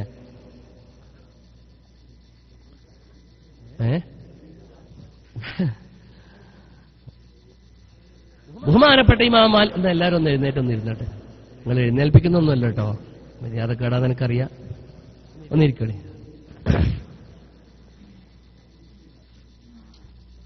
മദീനത്തെ ജന്നത്തുൽ ബഖീന്റെ മുമ്പിൽ ഒരു ഖബറിന് പോസ്റ്റ് കിട്ടുമായിരിക്കെങ്കിലും സ്വഹാബികളിൽ പ്രധാനപ്പെട്ട ആളുകൾ മറവിട്ട് കിടക്കുകയാണ്. സ്വഹാബികളിൽ പ്രധാനപ്പെട്ട ആളുകൾ ആയിഷത്തുൻ വഹഫ്സത്തുൻ വസൗദത്തുൻ സഫിയത്തുൻ മൈമൂനത്തുൻ വറംല ഹിന്ദും വസൈനബുൻ കദാ ജുവൈരിയ. അങ്ങനെ പ്രധാനപ്പെട്ട സ്വഹാബികൾ, ബഹുമാനപ്പെട്ട ഫാത്തിമ ബീവി, ബഹുമാനപ്പെട്ട ഹസൻ റളിയല്ലാഹു അൻഹുവിനെ പോലുള്ള പ്രഗൽഭരായ സ്വഹാബത്തിന് മാത്രം മുമ്പിൽ സീറ്റ് കൊടുത്ത ആ ജന്നത്തുൽ ബഖീൽ മുമ്പിൽ ഖബർ കിട്ടിയ ഒരാമുണ്ട്. അതാരാണ്? മദീനത്തെ പള്ളിയിൽ ഒരു കാലത്തെ ഇമാം മാലിക് റളിയല്ലാഹു അൻഹു. ഇമാം അഹ്ലുൽ മദീന നമുക്ക് അറിയാം. മൂപ്പർ നമ്മളെ മേൽ ഒരുപാട് വ്യത്യാസമുണ്ട്. നമ്മൾ ഉസ്താദ് നമ്മുടെ ഇമാം ഷാഫി റളിയല്ലാഹു അൻഹുവിന്റെ ഉസ്താദാണ് ഇമാം മാലിക് റളിയല്ലാഹു അൻഹു. അറിയില്ലേ? ഇമാം മാലിക് ഷാഫി റളിയല്ലാഹു അൻഹുവിന്റെ ഉസ്താദാണ്. മൂപ്പര് മദീനയിൽ ദർസ് നടത്തുന്ന കാലം എല്ലാ ലോകത്തുനിന്നും മൂപ്പരിലേക്ക് ഹദീസ് തേടിയിട്ട് വരുന്ന ഭയങ്കര ഗർവിന്റെ ഗാംഭീര്യതയുടെ മനുഷ്യനാണ്, സ്വഭാവമാണ് മാലിക് റളിയല്ലാഹു അൻഹുവിനെ. വുളൂ ഇല്ലാണ്ട് ഹദീസ് പറയൂല. തന്റെ മുമ്പിലേക്ക് വലിയ വലിയ ആളുകളൊക്കെ ഇങ്ങനെ പൂച്ചയെ പോലെ കടന്നു വരിക. ലോകത്തുനിന്ന് പല ദിക്കുകളിൽ നിന്നും തന്നിലേക്ക് ഹദീസ് തേടി വന്നിട്ടുണ്ട്. ലോകം മുഴുവനും മദീനയിലേക്ക് കാതോർത്തൊരു സമയമായിരുന്നു ഇമാം മാലിക് മദീന പള്ളി ദർസ് നടത്തുന്ന കാലം. ആ ഇമാം മാലിക്കിനോട് ചോദിച്ചൊരു ഫത്വ ഖാദി ഇയാദ് ശിഫയിൽ ഉദ്ധരിക്കുന്നുണ്ട്. എന്താ ഫത്വ എന്നറിയോ? വളരെ ഞെട്ടിക്കുന്ന ഫത്വയാണ്. എന്താ ഫത്വ? ഇമാം മാലിക് തങ്ങളെ, ഞാൻ മദീനത്ത് ചെന്നാൽ മദീനയിൽ ഞാൻ സിയാറത്ത് ചെയ്യും. ഇതിക്ക് വളരെ ശ്രദ്ധിക്കേണ്ടതാണ്. നമ്മളെ മക്കത്തൊക്കെ വന്നാൽ ഞെട്ടിപ്പോകുന്ന ഒരുപാട് ചോദ്യങ്ങളുണ്ട്. എത്രയാ ഉംറക്ക് പാക്കേജ്? 15 ദിവസമാണ്. എവിടെയാ? 10 ദിവസം മക്കത്ത്, 5 ദിവസം മദീനത്ത്. എന്തിനാ മദീനത്ത് 5 ദിവസം? ഒരു ദിവസം പോരെ, അവിടെ വേറെ അമലൊന്നുമില്ലല്ലോ, ഇവിടെ കുറെ ഉംറ ചെയ്യാലോ, വേഗം അങ്ങ് പോകാലോ എന്നൊക്കെ ആളുകൾ പറയും. സുബ്ഹാനല്ലാഹ്, ഓനിക്കെന്ത് മക്ക, ഓനിക്കെന്ത് മദീന, എന്താ സിയാറത്ത് മനസ്സിലാകാത്തത് കൊണ്ടാണ്. അഫ്ദലു ബിഖാഇൽ അർളി മക്ക, ഭൂമിയിലെ ഏറ്റവും ശ്രേഷ്ഠമായ സ്ഥലം മക്കയാണ് എന്നത് ശരിയാണ്. പക്ഷേ അതൊരു സ്ഥലം ഒഴിച്ചു നിർത്തിയിട്ടാണ്. മദീനയല്ല, മദീനയിലെ ഹുജറത്തുൻ നബവി അഷ്റഫുൽ ഖൽഖ് സല്ലല്ലാഹു അലൈഹി വസല്ലം തങ്ങളുടെ മേനി മറപെട്ട് കിടക്കുന്ന സ്ഥലം ഒഴിച്ചു നിർത്തിയിട്ടാണെന്ന് വെക്കണം. അങ്ങനെ ഇമാമുകൾ വെച്ചതാ, ഞാൻ വെച്ചതൊന്നുമല്ല. അങ്ങനെ പറ്റുള്ളൂ. എന്തുകൊണ്ട്? ഇൻഷാ അല്ലാഹ് പറയാം, അത് പറയാം, തീർച്ചയായിട്ടും പറയാം. ബഹുമാനപ്പെട്ട അഷ്റഫുൽ ഖൽഖ് സല്ലല്ലാഹു അലൈഹി വസല്ലം തങ്ങളുടെ സിയാറത്ത് ചെയ്യാൻ ഒരു മനുഷ്യൻ മദീനയിൽ വന്നു. ആ മനുഷ്യൻ സിയാറത്ത് ചെയ്തിട്ട് ദുആർക്കും. സിയാറത്തിന് ശേഷം ദുആ ഉണ്ട്. അത് നബി സല്ലല്ലാഹു അലൈഹി വസല്ലം ഉഹുദിൽ പഠിപ്പിച്ചതാണ്. ഉഹുദ് മസാറാണ്. റസൂലുള്ളാഹി തങ്ങളാണ് അത് മസാറാക്കിയത്. ഉഹുദിൽ പോയി നബി സല്ലല്ലാഹു അലൈഹി വസല്ലമ ദുആ ചെയ്തത് 2 തരത്തിൽ ഹദീസ് വന്നിട്ടുണ്ട്. ഒന്ന് കൊല്ലം പോകുന്നതും, ഒന്ന് അവസാന വർഷത്തിൽ പോകുന്നതും. രണ്ടിടത്തും ദുആ ഹദീസിലുണ്ട്. ആ ദുആഇന്റെ രൂപം മഹാനായ ശംസുൽ ഉലമ എങ്ങനെയാണ് 70-ാം വാർഷികത്തിന് ദുആരുന്നത്, എങ്ങനെയാ 60-ാം വാർഷികത്തിൽ ദുആരുന്നത്, എങ്ങനെയാ ഉറൂസിൽ ദുആരുന്നത്, അതിന്റെ രൂപം അങ്ങനെ തന്നെയാണ്. അത് ബുഖാരി മുസ്ലിമിന്റെ ഹദീസ് കൊണ്ട് തെളിയിക്കാവുന്നതാണ്. അങ്ങനെ തന്നെ. ഞാൻ അങ്ങോട്ടേക്ക് പോകുന്നതിന് മുമ്പ് ഇമാം മാലിക്കിന്റെ ഫത്വയിലേക്ക് തന്നെ തിരിച്ചു വരട്ടെ. ഇമാം മാലിക് തങ്ങളോട് ചോദിക്കുകയാണ്, മദീനയിൽ വന്നൊരാൾ സിയാറത്ത് ചെയ്തിട്ട് അയാൾ ദുആ ചെയ്യുമ്പോൾ അയാൾ എങ്ങോട്ട് തിരിയണം? ദുആക്ക് തിരിയേണ്ടത് ഖിബലയിലേക്കല്ലേ? മദീനയിൽ വന്ന് ദുആ ഇറക്കുമ്പോൾ ഖിബലയിലേക്ക് തിരിയണോ, അതോ റസൂലുള്ളാഹി സ്വല്ലല്ലാഹു അലൈഹി വസല്ലം തങ്ങളിലേക്ക് തിരിയണോ? ചിന്തിക്കൂ നിങ്ങൾ. ഏതാണ് ഖിബല? അത് കഅബയാണ്. ആ കഅബന്റെ ബഹുമാനം അത് മഹാന്മാരുടെ ബഹുമാനമാണ്. ആ കഅബനെ അല്ലാഹു സൃഷ്ടിച്ച അല്ലാഹുവിന്റെ ഒരു സൃഷ്ടിയാണ്. ആ കഅബന്റെ ഉടമസ്ഥനായ റബ്ബുൽ കഅബയായ അല്ലാഹുവിന്റെ ഭൂമിയിലെ സൃഷ്ടികളിൽ ഏറ്റവും ശ്രേഷ്ഠരായ സൃഷ്ടി അഷ്റഫുൽ ഖൽഖ് മുഹമ്മദ് മുസ്തഫ. അതിലൊരു മുസ്ലിം തർക്കിക്കൂല, അതിൽ സുന്നി തർക്കിക്കൂല, അതിൽ മുജാഹിദ് തർക്കിക്കൂല, അതിൽ ജമാഅത്ത് തർക്കിക്കാൻ പാടില്ല. ഒരാൾക്കും തർക്കിക്കാൻ ചാൻസ് ഇല്ല. അവിടെ വാക്കുകൊണ്ടെങ്കിലും അത് അംഗീകരിക്കും. ആ അള്ളാഹുവിന്റെ റസൂലിലേക്ക് തിരിയണോ, അതോ കഅബ എന്ന് പറയുന്ന ഈ ഭവനത്തിലേക്ക് തിരിയണോ? ഇമാം മാലിക്കിന്റെ മറുപടി എന്താണെന്നറിയോ? സുന്ദരമായ മറുപടിയാ. വലിമ തസ്രിഫു വജ്ഹക, വലിമ തസ്രിഫു വജ്ഹക അൻഹു സല്ലല്ലാഹു അലൈഹി വസല്ലം. മോനെ, നീ എന്തിനാണ് അവിടത്തെ നിന്റെ മുഖം ഹബീബിനെ തൊട്ട് നീ തിരിക്കുന്നത് കഅബയിലേക്ക്? വലിമ തസ്രിഫു വജ്ഹക അൻഹു സല്ലല്ലാഹു അലൈഹി വസല്ലം. മോനെ, നീ എന്തിനാണ് നിന്റെ മുഖം ഹബീബിനെ തൊട്ട് കഅബയിലേക്ക് തിരിക്കുന്നത്? ഫഇന്നഹു വസീലതുക വസീലതു അബീക ആദം അലൈഹിസ്സലാം ഇലല്ലാഹ്. നിന്റെയും നിന്റെ ഉപ്പാപ്പാപ്പാന്റെ അവസാനത്തെ ഉപ്പൂപ്പ സയ്യിദുനാ ആദം അലൈഹിസ്സലാമിന്റെയും അള്ളാഹുവിലേക്കുള്ള വസീല ആ നബിയല്ലേ? ആ നബി മുഖാന്തരമല്ലേ നീ അള്ളാഹുവിലേക്ക് അടുക്കേണ്ടത്? ആ നബിനെ വിട്ട് നീ എവിടേക്കാണ് മോനെ തിരിയുന്നത്? അതുകൊണ്ട് ഹബീബിനെ തന്നെ നോക്കിയിട്ട് ദുആ ചെയ്യൂ എന്ന് ഇമാമു അഹ്ലിൽ മദീന എന്നറിയപ്പെട്ട ഉസൂലിൽ ഇമാം ഷാഫിയോട് അഭിപ്രായ വ്യത്യാസം ഇമാം മാലിക് തങ്ങൾക്കുള്ളത് എന്താണെന്നറിയോ? 4 പ്രമാണമാണ് ഞങ്ങൾ എന്ന് പറയുമ്പോൾ ഇമാം മാലിക് പറയുന്ന പ്രമാണം 5 എണ്ണമുണ്ട്. ഏതാണ് 5ാമത്തെ പ്രമാണം? ഖുർആനും ഹദീസും ഇജ്മാഉം ഖിയാസും മാത്രം പോരാ. ഫീലു അമലു അഹ്ലിൽ മദീന, മദീനക്കാരുടെ പ്രവർത്തനം ഇസ്ലാം ദീനിൽ തെളിവാണെന്ന് വാദിച്ച് സ്ഥിരപ്പെടുത്തിയ, മദീനക്കാർക്ക് ലോകത്ത് അത്ര വലിയ ഐഡന്റിറ്റി ഉണ്ടാക്കിയ ഇമാം മാലിക് റളിയല്ലാഹു അൻഹു മദീനയിൽ മുഫ്തിയായി നിലകൊണ്ടപ്പോൾ ആ ഇമാം മാലിക് തങ്ങളോട് വന്ന് ചോദിച്ച ചോദ്യത്തിന് മറുപടിയാണത്. അള്ളാന്റെ റസൂൽ ഉണ്ടായിരിക്കെ നീ എന്തിനാണ് മോനെ വേറൊരുത്തേക്ക് തിരിയുന്നത്? ആ ഹബീബല്ലേ നിന്റെയും അള്ളാഹുവിന്റെയും ഇടയിലുള്ള വസീല. നിന്റെ മാത്രമല്ല മോനെ, നിന്റെ തറവാട് അടക്കം പരിശോധിച്ചു നോക്കിയാൽ അവസാനം എത്തിപ്പെടുന്നത് നിന്റെ ഉപ്പാപ്പ സയ്യിദുനാ ആദം അലൈഹിസ്സലാം.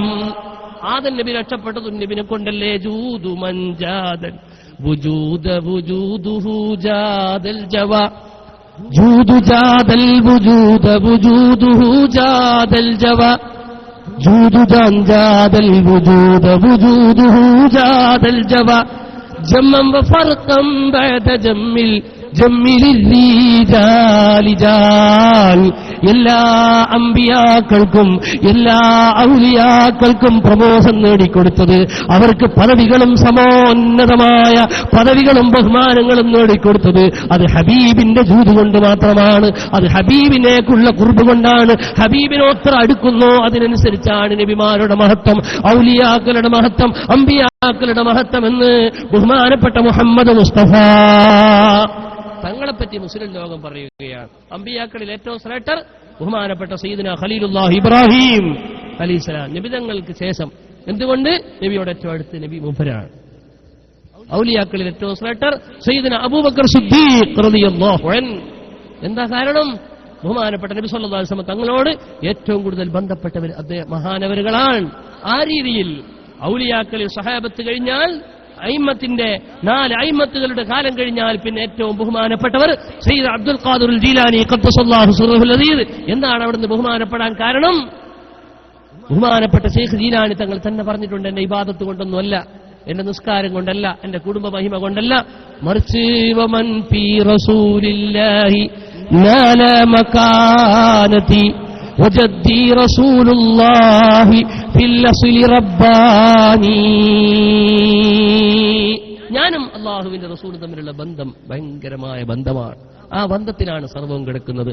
ആ അസ്റഫുൽ ഖൽഖ് സല്ലല്ലാഹു അലൈഹി വസല്ലം തങ്ങളവർകൾ നമ്മളെ വസീലയാണ്. അതുകൊണ്ട് എന്ന് പറഞ്ഞ ഒരു പുണ്ണാക്കൂടെ സംഭവിക്കാൻ പോണില്ല, മറിച്ച് ആ മനുഷ്യന് പ്രമോഷനുകളും ഉയർച്ചകളും വരുമെന്ന് ബഹുമാനപ്പെട്ട ആയിഷ ബീബി റളിയല്ലാഹു അൻഹ പഠിപ്പിച്ചു തരികയാണ്. ആ നബിനോട് ശിക്കായത്ത് ആവലാതി പറയുക എന്ന് പറയുന്നത് ഒരു അനുയായിയായ ഒരു മുസ്ലിമിന്റെ നിർബന്ധമായ കടമയാണ്.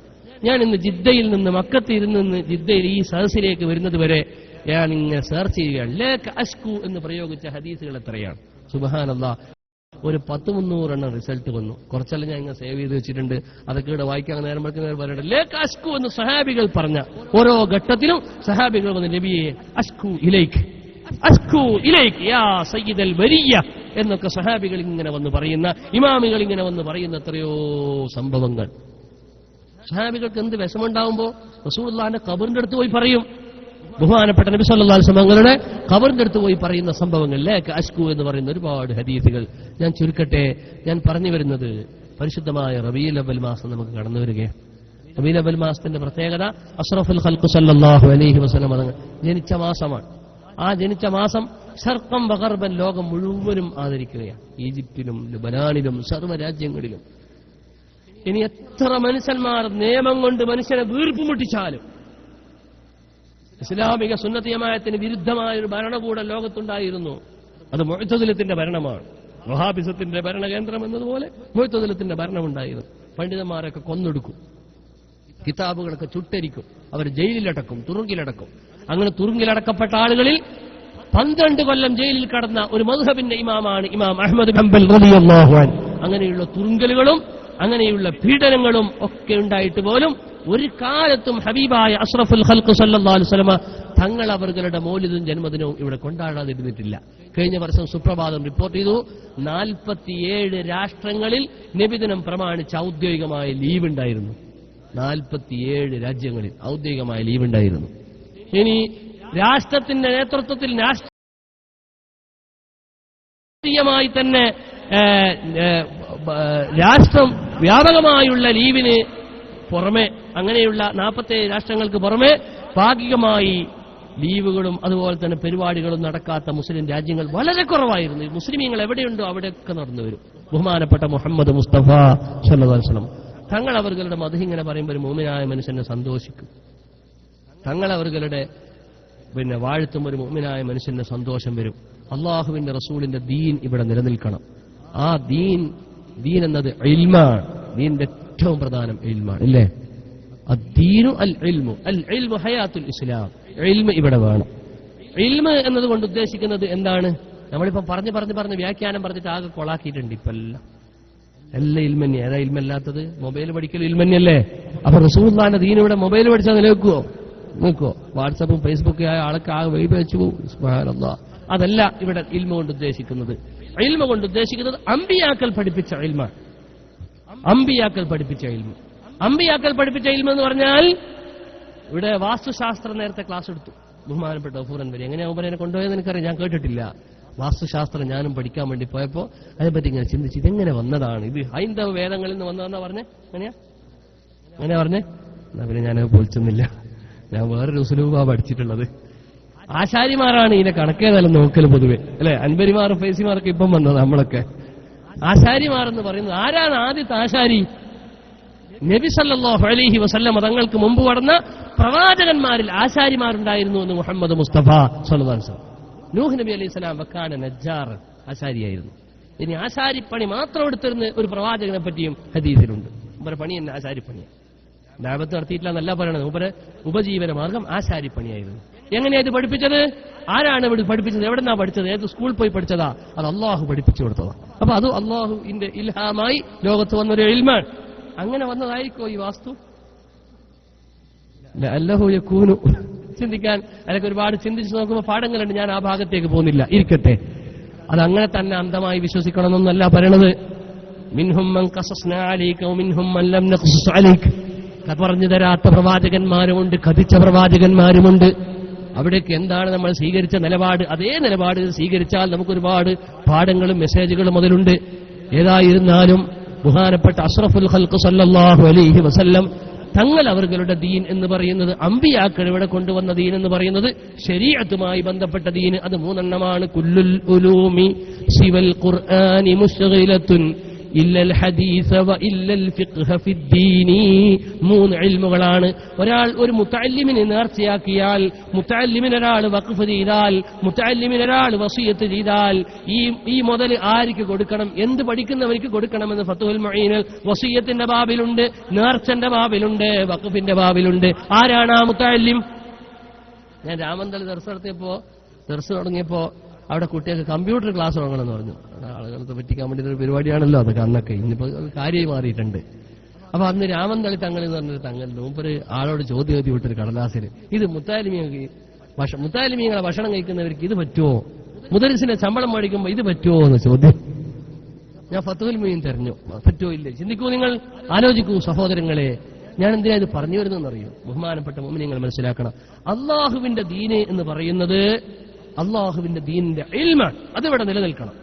ദീനിന്റെ ഇൽമ് എന്ന് പറയുന്നത് ഈ മൂന്നെണ്ണമാണ്. അടിസ്ഥാനപരമായി ഈ മൂന്നെണ്ണവും ഇതിന് ആയുധമായി വരുന്ന, ഇതിന് സഹായകമായി വരുന്ന ഇൽമുകളും. അതാണ് ഇവിടെ അടിസ്ഥാനപരമായ ഇൽമ്, ശരീഅത്തിന്റെ ഇൽമ്. അതിവിടെ നിലനിൽക്കണം.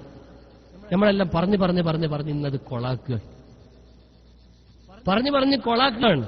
ഓരോ പാഴ്സ് ഇങ്ങനെ മാറ്റി അവസാനം മുതലുണ്ടാവില്ല എന്ന് പറഞ്ഞില്ലേ? എന്നതുപോലെ പാഴ്സുകൾ ഇങ്ങനെ ചേർത്ത് പഴയ പാഴ്സുകളൊക്കെ മാറ്റി പരിശുദ്ധ ദീനുൽ ഇസ്ലാം, പഴയ ശരീഅത്ത്, ബഹുമാനപ്പെട്ട ശൈഖുനാ ശംസുൽ ഉലമ ഈക്കി ഉസ്താദ് നബ്ബറല്ലാഹു മർഖദ, അവരൊക്കെ ഇവിടെ പഠിച്ചു നിർത്തിയൊരു ഇൽമ് ഇവിടെ അതിവിടെ നിന്ന് നശിച്ചുകൊണ്ടിരിക്കുകയാണ്. ഇല്ലേ? ബഹുമാനപ്പെട്ട മുഅ്മിനീങ്ങൾ മനസ്സിലാക്കണം. ഞാനതിന് ഒന്ന് രണ്ട് ഉദാഹരണങ്ങൾ പറയാം. ശംസുൽ ഉലമ ഈക്കി ഉസ്താദ് നബ്ബറല്ലാഹു മർഖദ മൂപ്പര് സമസ്തന്റെ സെക്രട്ടറിയും ജാമിഅ നൂരിയന്റെ പ്രിൻസിപ്പളുമായി നിൽക്കുന്ന സമയത്ത് മഹാനായ സയ്യിദ് റഹ്മാൻ ബാഫക്കി തങ്ങൾ ജാമിഅ നൂരിയക്ക് ഒരു ആനുകൂല്യം കൊണ്ടുവന്നു. ശംസുൽമന്റെ സ്മരണികയിലൊക്കെ അത് എഴുതിയിട്ടുണ്ട്. അന്ന് പത്രത്തിലൊക്കെ സിറാജിലും ചന്ദ്രികയിലൊക്കെ എഴുതിയിരുന്ന സംഭവം എന്താണെന്നറിയോ? ബാഫക്കി തങ്ങളാണ് ജാമിഅ നൂരിയന്റെ സ്ഥാപകൻ എന്ന് വേണമെങ്കിൽ പറയാം. അത്രയും മൂപ്പരാണ് അതിന് മുൻകൈ എടുത്തത്. ബഹുമാനപ്പെട്ട ശൈഖ് ഹസൻ ഹസറത്ത് എന്ന് പറയുന്ന സമയം വൈകിയില്ലേ? ശൈഖ് ഹസൻ ഹസറത്ത് തന്നെ കണ്ണൂര് മൂന്നുപെറ്റുമ്മ മക്കാമിന്റെ അഥവാ പിന്നെ പാപ്പിരിശ്ശേരി പള്ളിന്റെ ബേക്കിൽ പടിഞ്ഞാറ് ഭാഗത്ത് മറവിട്ടെടുക്കുന്ന ഒരു മഹാനുണ്ട് ശൈഖ് ഹസൻ ഹസറത്ത്. ചെറുപ്പക്കാർക്കൊക്കെ പരിചയം കുറയിപ്പോ അതൊക്കെ ഓർമ്മയായി മാറുക. ശൈഖ് ഹസൻ ഹസറത്ത് വലിയ മഹാനാ, വലിയ പണ്ഡിതനാ. ഒരു ബാക്കിയാത്തിലെ മുദരിസായിരുന്നു. ബാക്കിയാത്തിന്റെ ഒരു പ്രത്യേകത, ഞങ്ങളുടെ നാട്ടിൽ നിന്നൊക്കെ ഉപരിപഠനത്തിന് വേണ്ടി പണ്ട് കാലത്ത് വേലൂരിലേക്കാ പോവുക. വേലൂരിൽ പോയാൽ ഏറ്റവും കൂടുതൽ ഫസ്റ്റ് റാങ്ക് മലയാളി കുട്ടിയൊക്കെ കിട്ടുക. അവരവിടെ മുദരിസാവും. എത്രയോ മുദരിസന്മാർ കേരളത്തിൽ അവിടെ ഉണ്ടായിട്ടുണ്ട്. ഒരുപാട് ആളുകൾ മുദരിസന്മാരാണ്. ആ കൂട്ടത്തിൽ ഒരാളാണ് ശൈഖ് ഹസൻ ഹസറത്ത്. കെ ഹസറത്ത് എന്നൊക്കെ നേരത്തെ പറഞ്ഞില്ലേ? വേറൊരു കെ ഹസറത്ത് ഉണ്ട്. ഈ ഹസറത്ത് എന്നൊക്കെ അവിടെ മുദരിസാകുമ്പോൾ കിട്ടുന്ന പേരാ. ബഹുമാനപ്പെട്ട ശൈഖ് ഹസൻ ഹസറത്ത് ബാക്കിയാത്തിൽ മുദരിസായി നിൽക്കുന്ന സമയത്ത് 250ഓളം മുതഅല്ലിമീങ്ങൾ കേരളത്തിൽ നിന്ന് ഒരിക്കൽ പോയിരുന്നത്ര വേലൂരിലേക്ക്. അന്ന് റിസർവേഷൻ സീറ്റൊന്നും എടുക്കൂല, മറിച്ച് ലോക്കൽ സീറ്റും ഇരുന്നിട്ട് അങ്ങ് പോവുക. ഇന്ന് ആളുകൾ റിസർവേഷൻ ഒന്നും എടുക്കൂല, ആദ്യം AC നോക്കുക. അല്ലേ? ട്രെയിനിൽ നിങ്ങൾ ട്രെയിൻ യാത്ര ചെയ്യലുണ്ടാവില്ല, ഫ്ലൈറ്റ് മാത്രമേ യാത്ര ചെയ്യുള്ളൂ. ഞങ്ങൾ അധികം ട്രെയിനിൽ പോകുന്നവരാണ്. വയലിനൊക്കെ ആദ്യം AC ആണെന്നറിയാം. നിങ്ങൾ ആലോചിച്ചൊക്കെ ആദ്യ AC 50 റുപ്യന്റെ സീറ്റിന് AC കാരന് 500 റുപ്യ, കണ്ണൂരിൽ നിന്ന് കാസർഗോഡേക്ക് 490 റുപ്യ. എന്തിനാ ഒരു 2 മണിക്കൂർ കാറ്റ് കൊണ്ട് പുറത്തിരുന്നാ പോലെ എന്തിനാ AC കുത്തിരിക്കുക? 450 വെറുതെ കളി ഇതൊന്നും ആരും വിചാരിക്കൂല. എല്ലാവരും AC കയറുക. ഫസ്റ്റ് നിറയെ AC. അന്ന് 250 കുട്ടികളും ലോക്കൽ സീറ്റിലിരുന്ന് എന്താ വേലൂരിൽ പോയപ്പോ അവർക്കൊന്നും അവിടെ സീറ്റ് കിട്ടിയില്ല. സീറ്റ് കിട്ടാത്ത അവരെ പഠിപ്പ് കുറവുണ്ടല്ലോ, അവിടെ സീറ്റ് കുറവാ. അപ്പൊ പിന്നെ പരീക്ഷ കർശനാക്കിയിട്ട് പുറത്താക്കും. അങ്ങനെയാണ് അവിടുത്തെ നിയമം. പഴയ സ്വഭാവം അങ്ങനെയാ. ഈ കുട്ടികൾ മുഴുവനും പുറത്തായപ്പോ ഇനി എന്താ ചെയ്യുക? നാട്ടിലേക്ക് തിരിച്ചു വരണം. നാട്ടിലേക്ക് തിരിച്ചു വരാൻ മാർഗമില്ല. ഇവരെയാണെങ്കിലോ ഹജ്ജിന് യാത്രയാക്കും പോലെ യാത്ര വെച്ച നാട്ടുകാരെല്ലാം കൂടി വേലൂരിലേക്ക് പഠിക്കാൻ അയച്ചതാ. ഹജ്ജിന് പോയ ആൾ ഇരിക്കൂർക്കാരൻ ഹജ്ജിന് പോയിട്ട് മടങ്ങി വന്ന കഥ നിങ്ങൾക്ക് അറിയില്ലേ? ഹജ്ജ് തീർന്നു പോയതാ, മടങ്ങി വന്ന കഥയുണ്ട്. എന്നതുപോലെ ഈ മനുഷ്യൻ എങ്ങനെയാണ് നാട്ടിൽ പോവുക? ഇവരെല്ലാം കൂടി ഷെയ്ഖ് ഹസൻ ഹസറത്തിനെ പിടിച്ചിട്ട് പറഞ്ഞു, ഉസ്താദെ ഒന്ന് രക്ഷപ്പെടുത്തി തരണം, ഞങ്ങൾക്ക് സീറ്റ് ഉറപ്പിച്ചു തരണം. അദ്ദേഹം ഉടനെ കമ്പി അടിച്ചു ബഹുമാനപ്പെട്ട ബാഫക്കി തങ്ങളെ ഇവരെ ഒന്ന് രക്ഷപ്പെടുത്തണം. എന്താ വേണ്ടത്? ഞാൻ ഇവിടുത്തെ അധികാരികളോട് സംസാരിച്ചപ്പോൾ ഭക്ഷണം നിങ്ങൾ ഏറ്റെടുക്കുകയാണെങ്കിൽ ഞങ്ങൾ നിർത്താമെന്നാ പറഞ്ഞു. ഭക്ഷണത്തിന് എന്തെങ്കിലും ഒരു വകുപ്പ് തരണം. ബഹുമാനപ്പെട്ട ബാഫക്കി തങ്ങൾ പറഞ്ഞു, ഞാൻ ഏറ്റു. കമ്പി അടിച്ചു തിരിച്ചിട്ട് ഞാൻ ഏറ്റു, നിങ്ങൾ ധൈര്യമായി നിർത്തിക്കോളൂ. എത്രയാ പൈസ വേണ്ടത്? 25,000 രൂപ. അന്നത്തെ 25,000 രൂപയാ. ഒരണയും രണ്ടണയിലുള്ള കാലം നമ്മൾ കണ്ടിട്ടുന്നില്ല. അണ കണ്ടിട്ടുണ്ടോ? ബഹുമാനപ്പെട്ട ബാഫക്ക് നിങ്ങൾ നടന്ന് പിരിവെടുത്ത് 25,000 രൂപ അയച്ചു കൊടുത്തു. എന്നിട്ട് സമസ്തനോട് പറഞ്ഞു, നമുക്കിവിടെ തുടങ്ങണമെന്ന്, നിങ്ങളെ സമ്മതം തന്നാൽ മതി എന്ന് പറഞ്ഞു. അങ്ങനെ തുടങ്ങിയതാ ബഹുമാനപ്പെട്ട ബാഫക്കി തങ്ങൾ. ആ ബാഫക്കി തങ്ങൾക്ക് അതിന്റെ ഉയർച്ചയിൽ ആഗ്രഹം ഉണ്ടാവൂലേ? ബാഫക്കി തങ്ങൾ ബഹുമാനപ്പെട്ട CH മുഹമ്മദ് കോയ സാഹിബ് വിദ്യാഭ്യാസ മന്ത്രിയായി നിൽക്കുന്ന സമയത്ത് പട്ടിക്കാട് നിന്നിറങ്ങുന്ന ഫൈസി കുട്ടിക്ക് ഈ ഫൈസി ബിരുദ ഗവൺമെന്റ് അംഗീകരിക്കുന്ന ഒരു അഫ്ദൽ കോഴ്സ് പോലെയുള്ള ഒരു അംഗീകരിക്കുന്ന ഒരു കോഴ്സായി മാറ്റണം. അങ്ങനെ ഫൈസിമാർക്കൊക്കെ ഗവൺമെന്റ് ജോലി ചെയ്യാൻ പറ്റുന്ന പേപ്പറാക്കി ഈ സർട്ടിഫിക്കറ്റിനെ മാറ്റണമെന്ന് ബാഫക്കി തങ്ങൾ അവരോട് സംസാരിച്ചു. ഓക്കെ, റെഡിയാന്ന് പറഞ്ഞു. ബഹുമാനപ്പെട്ട ശംസുലമിനോട് ഒന്ന് പറഞ്ഞു. നിങ്ങൾ ശംസുലം പറഞ്ഞു പാടില്ല എന്നാ പറഞ്ഞില്ലേ? സിറാജ് പത്രം വരെ എഴുതിയ സംഭവേ. ശംസുൽ വഫാത്തായപ്പോ സിറാജ് പത്രം വരെ തന്ത്രിയെ എഴുതിയിട്ടുണ്ട്. സ്മരണികൻ ഇന്നും ജീവിച്ചു കിടക്കുന്നുണ്ട്. എന്തിനാ പാടില്ല എന്ന് പറയുന്നത്? ഫൈസിമാർക്ക് ജോലി ചെയ്തോട്ടല്ലേ, നല്ല ഗവൺമെന്റ് സാലറി പറ്റിയിട്ട് 30,000 40,000 ഇവിടേക്ക് ഉസ്താമാർക്ക് ഇവിടെ ഇരിക്കുകയാണ്. അവർക്കൊക്കെ അറിയാം, പ്രായമുള്ളവരോടൊക്കെ ചോദിച്ചാൽ അറിയാം. നമ്മളൊക്കെ വായിച്ചു പഠിച്ചതേ ഉള്ളൂ. അവർ നല്ല സാലറി പറ്റിക്കോട്ടല്ലേ, എന്തിനാ ശംസുലമ വെറുതെ മുടക്കിയാണത്? മന്നാഉല്ലിൽ ഖൈരി മുഅ്തദിൻ നസീം. നിങ്ങൾക്ക് ഖൈറുണ്ടാകുന്ന മുടക്കിയ ശംസുലമ എന്തിനാ ചെയ്തത്? ചിന്തിക്കൂ നിങ്ങൾ. മഹാനായ ശംസുലമ പറഞ്ഞു, തങ്ങളെ പാടില്ല, അത് പാടില്ല, തങ്ങളെ വേണ്ട. എന്തേ? ഈ കുട്ടികളൊക്കെ പഠിച്ചിറങ്ങിയിട്ട് അവർ വല്ല അറബി മുൻഷിയായാൽ ശംസുലമന്റെ കൊടിയ ശത്രുക്കളിൽ ഒരു ടീമാണ് ആര്? പറയണ്ട. ശംസുലമന്റെ കൊടിയ ശത്രുക്കളിൽ ഒരു ടീമാണ് ആര്? അറബി മുൻഷികൾ. നിങ്ങൾ പറയേണ്ട, അത് ദീന് കലക്കിയായ അറബി മുൻഷികളെ പറ്റി പറഞ്ഞാൽ വെക്കണം നമ്മള്. കാരണം അവർ കുറച്ച് പഠിച്ചിട്ട് അവർ നമ്മൾ തന്നെയാ വലിയ ആലിമീങ്ങളെന്ന് വിചാരിക്കും. അങ്ങനത്തെ അറബി മനുഷ്യകളെ ശംസുലമക്ക് കണ്ടുകൂടായിരുന്നു, ഭയങ്കരമായി വിമർശിക്കും. ആ സ്വാമികളുടെ വേദിയിൽ ഞാൻ വരൂല എന്നൊക്കെ ചില ആളുകൾ. ബഹുമാനപ്പെട്ട ശംസുലമക്ക് അത്രയും ആദർശനിഷ്ഠയായിരുന്നു. ആദർശം പൊളിച്ച് ഒരു മനുഷ്യൻ ജുമുഅക്ക് മുമ്പ് പ്രസംഗം തുടങ്ങിയ ഒരു മനുഷ്യൻ, ആ മനുഷ്യനെ ശംസുലമ കണ്ടാൻ വേണ്ടൂല, സലാം പറഞ്ഞാൽ മടക്കില്ല. അത്ര വെറുപ്പായിരുന്നു. അയാളാണ് ഈ ഫിത്നക്ക് തുടക്കം കുറിച്ചത് എന്ന് പറയുമായിരുന്നു. അത്രയും ആദർശ കാർക്കശ്യമുള്ള മഹാനായ ശംസുലമ പറഞ്ഞു, തങ്ങളെ അതിവിടെ വേണ്ട, നമ്മളെ കുട്ടികളൊക്കെ അവർ ഈ ജോലിക്ക് പോയാൽ അവർ തഥാവയിച്ചു വെക്കും. പള്ളികളിൽ അവർ ജോലി ചെയ്യൂല, മദ്രസ നടത്താൻ ഇവിടെ ആളുണ്ടാകൂല, ദീൻ നടത്താൻ ഇവിടെ ആളുണ്ടാകൂല, തങ്ങളെ എന്ന് പറഞ്ഞ് അതിവിടെ നിലനിർത്തി മഹാനായ ശൈഖുനാ ശംസുലുലമ. ഇന്ന് ചില ആളുകൾ അതിനെപ്പറ്റി പറയുന്നത്രേ അത് ശംസുലുമാക്ക് തട്ടിയൊരു വിഡ്ഢിത്തമാണത് എന്ന്. മഅദല്ലാഹി റബ്ബിൽ ആലമീൻ. ഇത്രയും നേരത്തെ കുഞ്ഞാലൻകുട്ടി ഫൈസി പ്രസംഗിച്ചതും കേട്ടതും നമ്മൾ മനസ്സുകൊണ്ടാണ് നമ്മളത് സ്വീകരിച്ചതെങ്കിൽ ഒരു മുഅ്മിനായ മനുഷ്യനെന്ന് പറയാൻ കഴിയൂല. ശംസുലുമന്റെ ആത്മാവ് അത് പൊരുത്തപ്പെടൂല. ഞാൻ പറഞ്ഞു വരുന്നത് അള്ളാഹുവിന്റെ ദീൻ, ആ ദീൻ ഇവിടെ മഖ്ദൂമുമാർ നിലനിർത്തി ആ ശൈലിയിൽ തന്നെ ഓതുകയും പഠിപ്പിക്കുകയും ചെയ്യുന്ന ദർസുകൾക്ക് സമാനമായ കോളേജുകൾ, സ്ഥാപനങ്ങൾ ഇവിടെ വേണം, നിർബന്ധമായിട്ടും വേണം. മതബോധിക സമന്വയം എന്നത് മറുഭാഗത്ത് വേണം, അതെന്തായാലും വേണ്ടത് തന്നെയാ. കാരണം രണ്ടും കൂടി സമന്വയിപ്പിച്ച ആളുകൾ വേണമല്ലോ. അതോടൊപ്പം അക്ഷരങ്ങൾ പ്രതി ഓരോന്നും തർക്കീബും ഈറാബും ഹല്ലയിച്ച് പഠിക്കുന്ന പഴയകാലത്തെ പഠന രീതി നിലനിർത്തിയ ആളുകൾക്ക് മാത്രമേ യഥാർത്ഥത്തിൽ ശാഫിഈ മദ്ഹബിന്റെ ആഴത്തിൽ ഫത്വ കൊടുക്കാൻ കഴിയൂ. മറ്റു മദ്ഹബ് പോലെയല്ല ശാഫിഈ മദ്ഹബ്. വശാഫിഈ അത്ഖനു, അത് വളരെ ഭാരമുള്ള, വളരെ ആഴമുള്ളതാണ് ശാഫിഈ മദ്ഹബിന്റെ പ്രയോഗങ്ങൾ. ഫത്വ കൊടുക്കണമെങ്കിൽ ഏറെ ചിന്തിക്കുകയും കിതാബിന്റെ ഇബാറത്തുകൾ മനസ്സിലാക്കാൻ അധ്വാനിക്കുകയും വേണം. അങ്ങനെയുള്ള മതസ്ഥാപനങ്ങൾ ഇവിടെ വേണം. അള്ളാഹു അതിനുവേണ്ടി ഖിദ്മത്ത് ചെയ്യാൻ തൗഫീക്ക് തരട്ടെ, അതിനുവേണ്ടി പ്രവർത്തിക്കാൻ അള്ളാഹു തൗഫീക്ക് തരട്ടെ. നമ്മൾ അതിനെ ഇന്ന് പറഞ്ഞു കൊള്ളാക്കുക ആളുകൾ. അതിനെ കുറ്റപ്പെടുത്തുന്നു. മറ്റേനെ നന്നാക്കുന്നതിനിടെ ഇതിനെ കുറ്റപ്പെടുത്താം, അത് ചെയ്യാൻ പാടില്ല. ഞാൻ പറഞ്ഞു വരുന്നത് അങ്ങനെയുള്ള മഹത്തായ സ്ഥാപനങ്ങളിൽ ഒരു സ്ഥാപനമാണ് ചപ്പാരപ്പട ഇർഫാനി അറബി കോളേജ് എന്ന് പറയാം. അത് ഞാൻ മനഃപൂർവ്വം പറയുന്നതല്ല. 24 വർഷങ്ങൾക്ക് മുമ്പ് ഒരു ദർസായിരുന്ന ആ ദർസിനെ കോളേജാക്കാൻ വേണ്ടി ഞങ്ങളെ വന്യരായ ഉസ്താദ്, ചപ്പാരപ്പട ഉസ്താദ് എന്നറിയപ്പെടുന്ന മഹാനായ ഉസ്താദ് അവர்கள் കണ്യാല മൂലാനോട് സമ്മതം ചോദിക്കാൻ പോയപ്പോ 2 ഷർത്താ മൂല വെച്ചത്. ഒന്ന്, കോളേജാക്കുകയാണെങ്കിൽ ദർസിന്റെ സ്വഭാവം തന്നെ നിലനിർത്തണം. ഇന്നും അങ്ങനെ തന്നെ അത് നിലനിർത്തുകയാണ്. ദർസിന്റെ സ്വഭാവം മാത്രമാകുമ്പോൾ ദർസുകളൊക്കെ ഇന്ന് പൊളിഞ്ഞുകൊണ്ടിരിക്കുകയാണ്. ബഹുമാനപ്പെട്ട ഗഫൂർ അൻവരി ഇവിടെ നേരത്തെ പ്രസംഗിച്ച ഗഫൂർ അൻവരി 100-100ഓളം കുട്ടികളുടെ ഉസ്താദ്, അതെല്ലാം ദർസ് നടത്തുന്ന സ്ഥലം. ദർസുകൾ വളരെ അപൂർവമാണ്, ഇന്ന് വളരെ അപൂർവമാണ്, ചുരുങ്ങിക്കൊണ്ടേയിരിക്കുകയാണ്. അതുകൊണ്ട് തന്നെ ദർസിന്റെ മേഖല നമ്മളെ സ്വന്തം മക്കളെപ്പോലും നമ്മളാരും ദർസിൽ കൊണ്ടേക്കൂല. ആക്കുവോ? നമ്മളെ മക്കളാരും ദർസിൽ ചേർത്തുവാ? നിങ്ങളാരും ചേർത്തുവാ? പറയും. മുദരിസന്മാരും ചേർത്തൂല, അവരെ മക്കളെ വേറെ എവിടെയെങ്കിലും ആർട്ടിസ്റ്റിലേ ചേർക്കുള്ളൂ. അല്ലേ? ശരിയല്ലേ? എന്നാൽ അള്ളാന്റെ പഠിച്ചവൻ എന്റെ പൊന്നിവിടെ വന്നിട്ടുണ്ട് അമീർ സാഹിബ്.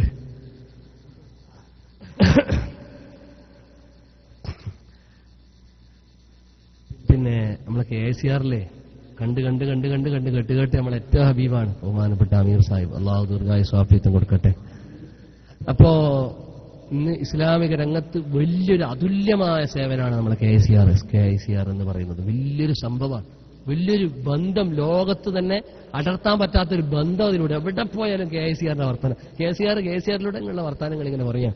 നോക്കൂ, നമ്മൾ ചെറുതായി തുടങ്ങിയ അള്ളാന്റെ ഒരു ബർക്കത്തെ, ചെറുതായിപ്പോ നമ്മളെ കയവന്റെ ചരിത്രമല്ല, ചെറിയൊരു ഒരു വീടായിരുന്നു കയവ. അതൊരു ബർക്കത്തങ്ങായപ്പോ എന്തായി? 960-കളിൽ കയബയിൽ വെള്ളം കയറിയിട്ട്, മഴ പെയ്തിട്ട് വെള്ളം കയറിയിട്ട് ആളുകൾ നീന്തി തവാഫ് ചെയ്യുന്ന ഒരു പിക്ചർ ഞാൻ വാട്സപ്പിൽ കണ്ടു. നിങ്ങൾക്ക് കണ്ടിട്ടുണ്ടാവും അല്ലേ? അന്നത്തെ കയവന്റെ കോലോ ഇന്നത്തെ കയവന്റെ കോലോ. ഇന്നൊരാളൊരു എഞ്ചിനീയർ എന്നൊരു നാടൻ എന്നോട് പറയാം, നിങ്ങൾക്ക് എങ്ങനെയെങ്കിലും സൗദി സർക്കാരിനോട് സംസാരിക്കാൻ സമയം കിട്ടിയിട്ടുണ്ടെങ്കിൽ പറയണം, ഈ ബിൽഡിങ്ങിന്റെ മെത്തേഡ് ശരിയല്ല. എന്താ? പഴയ കയവയാ നല്ലത്. കഴിഞ്ഞ 4-5 കൊല്ലം മുമ്പുള്ള കയവയുണ്ടല്ലോ, ഇത് പാലുകൾക്ക് തവാഫ് ചെയ്യാന്ന് ശരിയില്ലാതെ കുടുങ്ങിയിരിക്കുകയാണ്. ഞാൻ പറഞ്ഞ അടുത്ത ആഴ്ച തന്നെ സൗദി സർക്കാരായിട്ട് എനിക്കൊരു മീറ്റിംഗ് ഉണ്ട്, അവിടെ വെച്ച് പറയാം. ഈ സാധു ഇതൊക്കെ കണ്ടിട്ട് ഇതിനാളെ കൊള്ളുന്നില്ല എന്നെ കംപ്ലൈന്റ് പറയാം. ഇനി ഒരു 10 കൊല്ലമൊക്കെ കഴിയുമ്പോ നമ്മളൊന്നും കയവ കണ്ടാൽ തിരിയൂല, ആ കോളത്തിലേക്ക് മാറി വരും. വ്യത്യസ്തമായ അനുഭവങ്ങൾ ഇരിക്കട്ടെ. ഞാൻ പറഞ്ഞു വരുന്നത്, ബഹുമാനപ്പെട്ട നമ്മുടെ സ്ഥാപനം അതിന് പഴയ ആ സിലബസ് തന്നെ, മഖ്ദൂമി സിലബസ് തന്നെ നിലനിർത്തണം എന്നത് വളരെ കർശനമായി നിലനിർത്തി. ഇന്നും വിദ്യാർത്ഥി ക്ഷാമോ അങ്ങനത്തെ ബുദ്ധിമുട്ടുകളൊന്നും ഇല്ലാതെ വളരെ ഭംഗിയിൽ അത് നിലനിർത്തി വരുന്നുണ്ട്. അള്ളാഹു അതിൽ ബർക്കത്ത് തരട്ടെ. അതിന്റെ മഹത്തായ സമ്മേളനം നടക്കുകയാണ് ഈ വരുന്ന ഫെബ്രുവരി 25 മുതൽ 28 വരെയുള്ള തീയതികൾ. അതിന്റെ ഒരു പ്രചരണം കൂടി ബഹുമാനപ്പെട്ട സമസ്തന്റെ സമ്മേളന പ്രചരണത്തോടൊപ്പം ആഡ് ചെയ്തുകൊണ്ടാണ് ഇവിടെ ഇങ്ങനെ ഒരു പരിപാടി സംഘടിപ്പിച്ചിട്ടുള്ളത്. ഒരുപാട് നേരം ഞാൻ സംസാരിച്ചു. അത് ഇനിയും അങ്ങോട്ട് സംസാരിപ്പിച്ച് ഇങ്ങനെ ഇരുത്തുക എന്നുള്ളത് ഉചിതമല്ല, ഭൂഷണമല്ല എന്ന് എനിക്കറിയാം. അതുകൊണ്ട് ഞാൻ എന്റെ സംസാരം അവസാനിപ്പിക്കുകയാണ്. ബഹുമാനപ്പെട്ട അഹ്ലുസുന്നത്തി വൽ ജമാഅ അഷ്റഫുൽ ഖൽഖ് സല്ലല്ലാഹു അലൈഹി വസല്ലം ഇവിടെ കൊണ്ടുവന്ന് സ്ഥാപിച്ച ഈ ദീന് ഖിയാമത്ത് നാൾ വരെ അതിന്റെ സ്വഭാവങ്ങളാണ് ഇവിടെ വസ്നിഷ്ഠമായ പ്രഭാഷണങ്ങളിലൂടെ ഇവിടെ അവതരിപ്പിച്ചത്. അതിന്റെ ഒരു ഭാഗമാണ് നമ്മൾ ഈ ഒത്തുചേരലൊക്കെ. ഇതുപോലെ ഒത്തുചേരലുകൾ അന്നു മുതലേ ദാറുൽ അർഖമിൽ സഹാബത്ത് ഒത്തുചേർന്ന പോലുള്ളൊരു ഒത്തുചേരലായി സ്വകാര്യത്തിൽ കഷ്ടപ്പാടുകൾ സഹിച്ച് ജോലി തിരക്കുകളൊക്കെ മാറ്റിവെച്ച് നമ്മളിവിടെ ഒത്തുചേർന്നൊക്കെ ഈ ഒരു ആവശ്യത്തിന് വേണ്ടിയാണ്. അതുകൊണ്ട് തന്നെ അല്ലാഹു സുബ്ഹാനഹു വ തആല ഈ ഒരുമിച്ചുകൂടലും ഈ ബന്ധങ്ങളും ഈ ലോക്യങ്ങളും ഈ പരിചയങ്ങളും എല്ലാം അവന്റെ സ്വർഗത്തിലും ഒരുമിച്ചുകൂടാനും പരിചയപ്പെടാനും ബന്ധം നിലനിർത്താനും കാരണമാക്കി തരട്ടെ. പഠിച്ചവനെ, ഞങ്ങളൊക്കെ ഒരുപാട് ദോഷികളാണ്. അല്ലാഹ്, ഞങ്ങളുടെ ദോഷങ്ങളേ ഉള്ളൂ. മുമ്പും പിമ്പും നോക്കുമ്പോൾ ദോഷങ്ങളേ ഉള്ളൂ. ഞങ്ങളുടെ വർത്താനം വളരെ ഗീബത്തും നമീമത്തും ഫിത്നയും ഫസാദും. നമ്മുടെ പ്രസംഗം ഒരാളെ കുത്തിയിട്ടും വേദനിപ്പിച്ചിട്ടും പ്രയാസപ്പെടുത്തിയിട്ടുമാണ്. നമ്മുടെ ചിന്തകൾ, നമ്മുടെ പ്രവർത്തനങ്ങളെല്ലാം പടച്ചവനെ നിസ്കരിക്കുമ്പോഴും നിന്റെ നോട്ടസ്ഥലമായ കൽബ് നമ്മൾ ശുദ്ധിയാക്കാൻ ഞങ്ങൾക്ക് കഴിയുന്നില്ല. നീ കൽബ് മാത്രമേ നോക്കുന്നുള്ളൂ എന്ന് പറയുന്നു. പക്ഷെ നമുക്കൊരുപാട് ദുനിയാവിന്റെ ചിന്തകളാണ്. പടച്ചവനെ, ഞങ്ങൾക്ക് രക്ഷപ്പെടാൻ സാധ്യത വളരെ കുറവാണ്. ഞങ്ങൾക്ക് മാർഗങ്ങളൊന്നുമില്ല നിന്റെ മാർഗമല്ലാതെ. അല്ലാഹുവേ, എല്ലാം നീ പുറത്ത് ഞങ്ങളെ ശുദ്ധിയാക്കി തരണം റഹ്മാനെ. ഞങ്ങളെ നീ നന്നാക്കി തരണം റഹ്മാനെ. ഞങ്ങളെ കൽബ് നന്നാക്കി തരണം റഹ്മാനെ. നീ നോക്കുന്ന നിന്റെ നോട്ടസ്ഥലമായ ഹൃദയം, ഹൃത്തടം നീ ശുദ്ധിയാക്കി തരണം അല്ലാ. പടച്ചവനെ, നീ ശുദ്ധിയാക്കി തരണം അല്ലാ. നീ ശുദ്ധിയാക്കി തരണം അല്ലാ. നീ കഴിവ് കൊടുത്ത് നീ ആളുകളെ ഉയർത്തുന്നു. നീ കഴിവ് കൊടുക്കാതെ നീ മോശപ്പെടുന്നു. ഒക്കെ നിന്റെ കയ്യിലാണ്. അടിമ മജ്ബൂറാണ്. റബ്ബേ, ഞങ്ങൾ മജ്ബൂരിങ്ങളാണ്.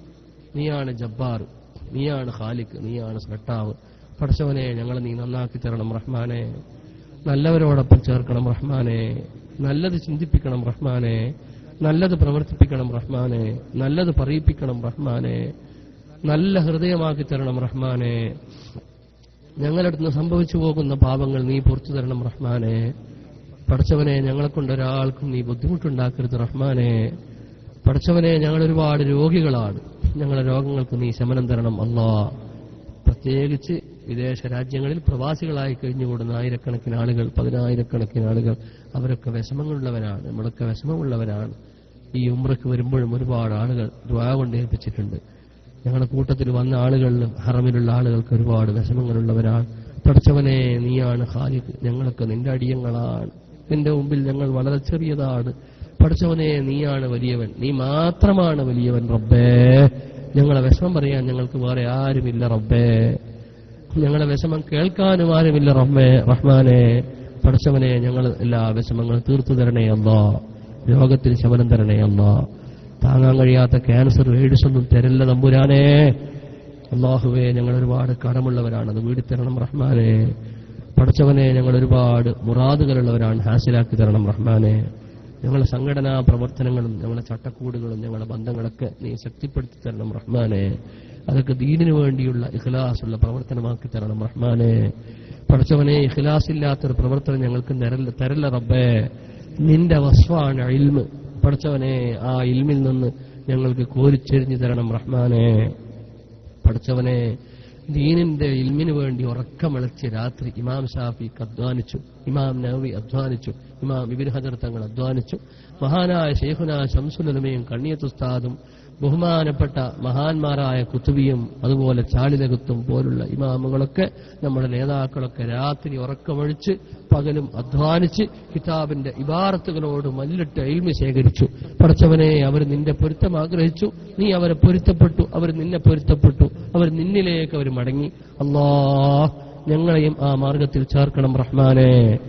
ഇൽമിനു വേണ്ടി രാത്രി ഉറക്കൊളിച്ച് പകലും അധ്വാനിച്ച് ശരീഅത്തിന്റെ ഇൽമ് കരസ്ഥമാക്കുന്ന ഉഖ്റവിയായ ആലിമീങ്ങളിൽ പെടുത്തണം റഹ്മാനെ.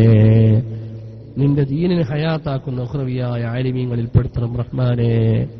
പടച്ചവനെ, ആ പട്ടികയിൽ ഞങ്ങൾക്ക് ചെറിയൊരിടം നൽകണം റഹ്മാനെ.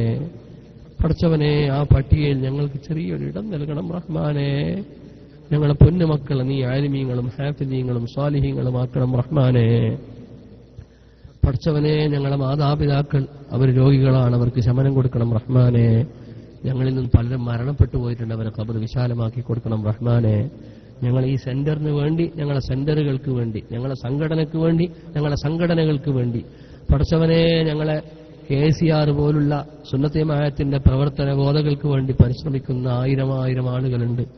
പടച്ചവനെ, അതൊക്കെ ജീവിതത്തിലെ പൊന്നുപോലെ നടക്കുന്ന എത്രയോ നമ്മുടെ പ്രവർത്തകർ, KSFന്റെയും അതുപോലെ സാധാരണക്കാരായ പ്രവർത്തകർ, അവരുടെ ജീവിതത്തിന്റെ ആവേശം അതാണ്, അവർക്ക് ജീവിതത്തിന് വഴികാട്ടി അതാണ്. അല്ലാഹ്, പടച്ചവനെ, ഞങ്ങളെ ഈ ബന്ധം നിന്റെ പേരിലുള്ള മഹബത്താക്കി തരണം റഹ്മാനെ.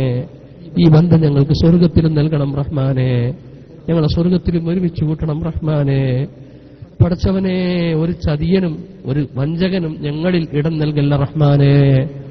പടച്ചവനെ, ഒരു ശത്രുവിനും ഞങ്ങളുടെ മേൽ നീ ആധിപത്യം കൊടുക്കരുത് റഹ്മാനെ.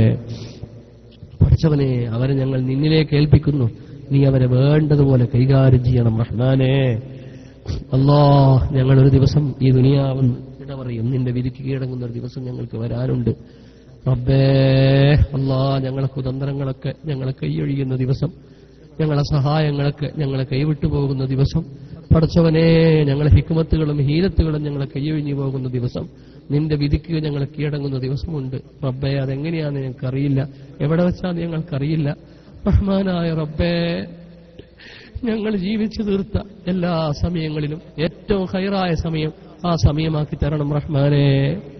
ഞങ്ങൾ പറഞ്ഞ, ഞങ്ങൾ പ്രചരിപ്പിച്ച കലിമത്ത് തൗഹീദ്, ഞങ്ങൾ ചൊല്ലിയ കലിമത്ത് തൗഹീദ് ഉച്ചയിസ്തരം ഞങ്ങൾക്ക് അവിടെ ചെല്ലാൻ നീ തൗഫീഖും മദദും നൽകണം റഹ്മാനെ. പടച്ചവനെ, ഞങ്ങൾ നിസ്കരിച്ചതിന്റെ, ഞങ്ങൾ ചെയ്ത ഇബാദത്തിന്റെ പ്രതിഫലമാകുന്ന ഞങ്ങളെ സ്വർഗം, ഞങ്ങളുടെ നേതാവ് അഷ്റഫുൽ ഖൽഖ് സല്ലല്ലാഹു അലൈഹി വസല്ലം തങ്ങൾ അവരുടെ പുഞ്ചിരിക്കുന്ന പൂമുഖം, അത് ഞങ്ങൾക്ക് മനസ്സ് നിറയെ കണ്ണു നിറയെ കാണിച്ച് ഞങ്ങളെ സന്തോഷിപ്പിച്ച് ഞങ്ങളെ നിന്നിലേക്ക് അണക്കണം റഹ്മാനെ.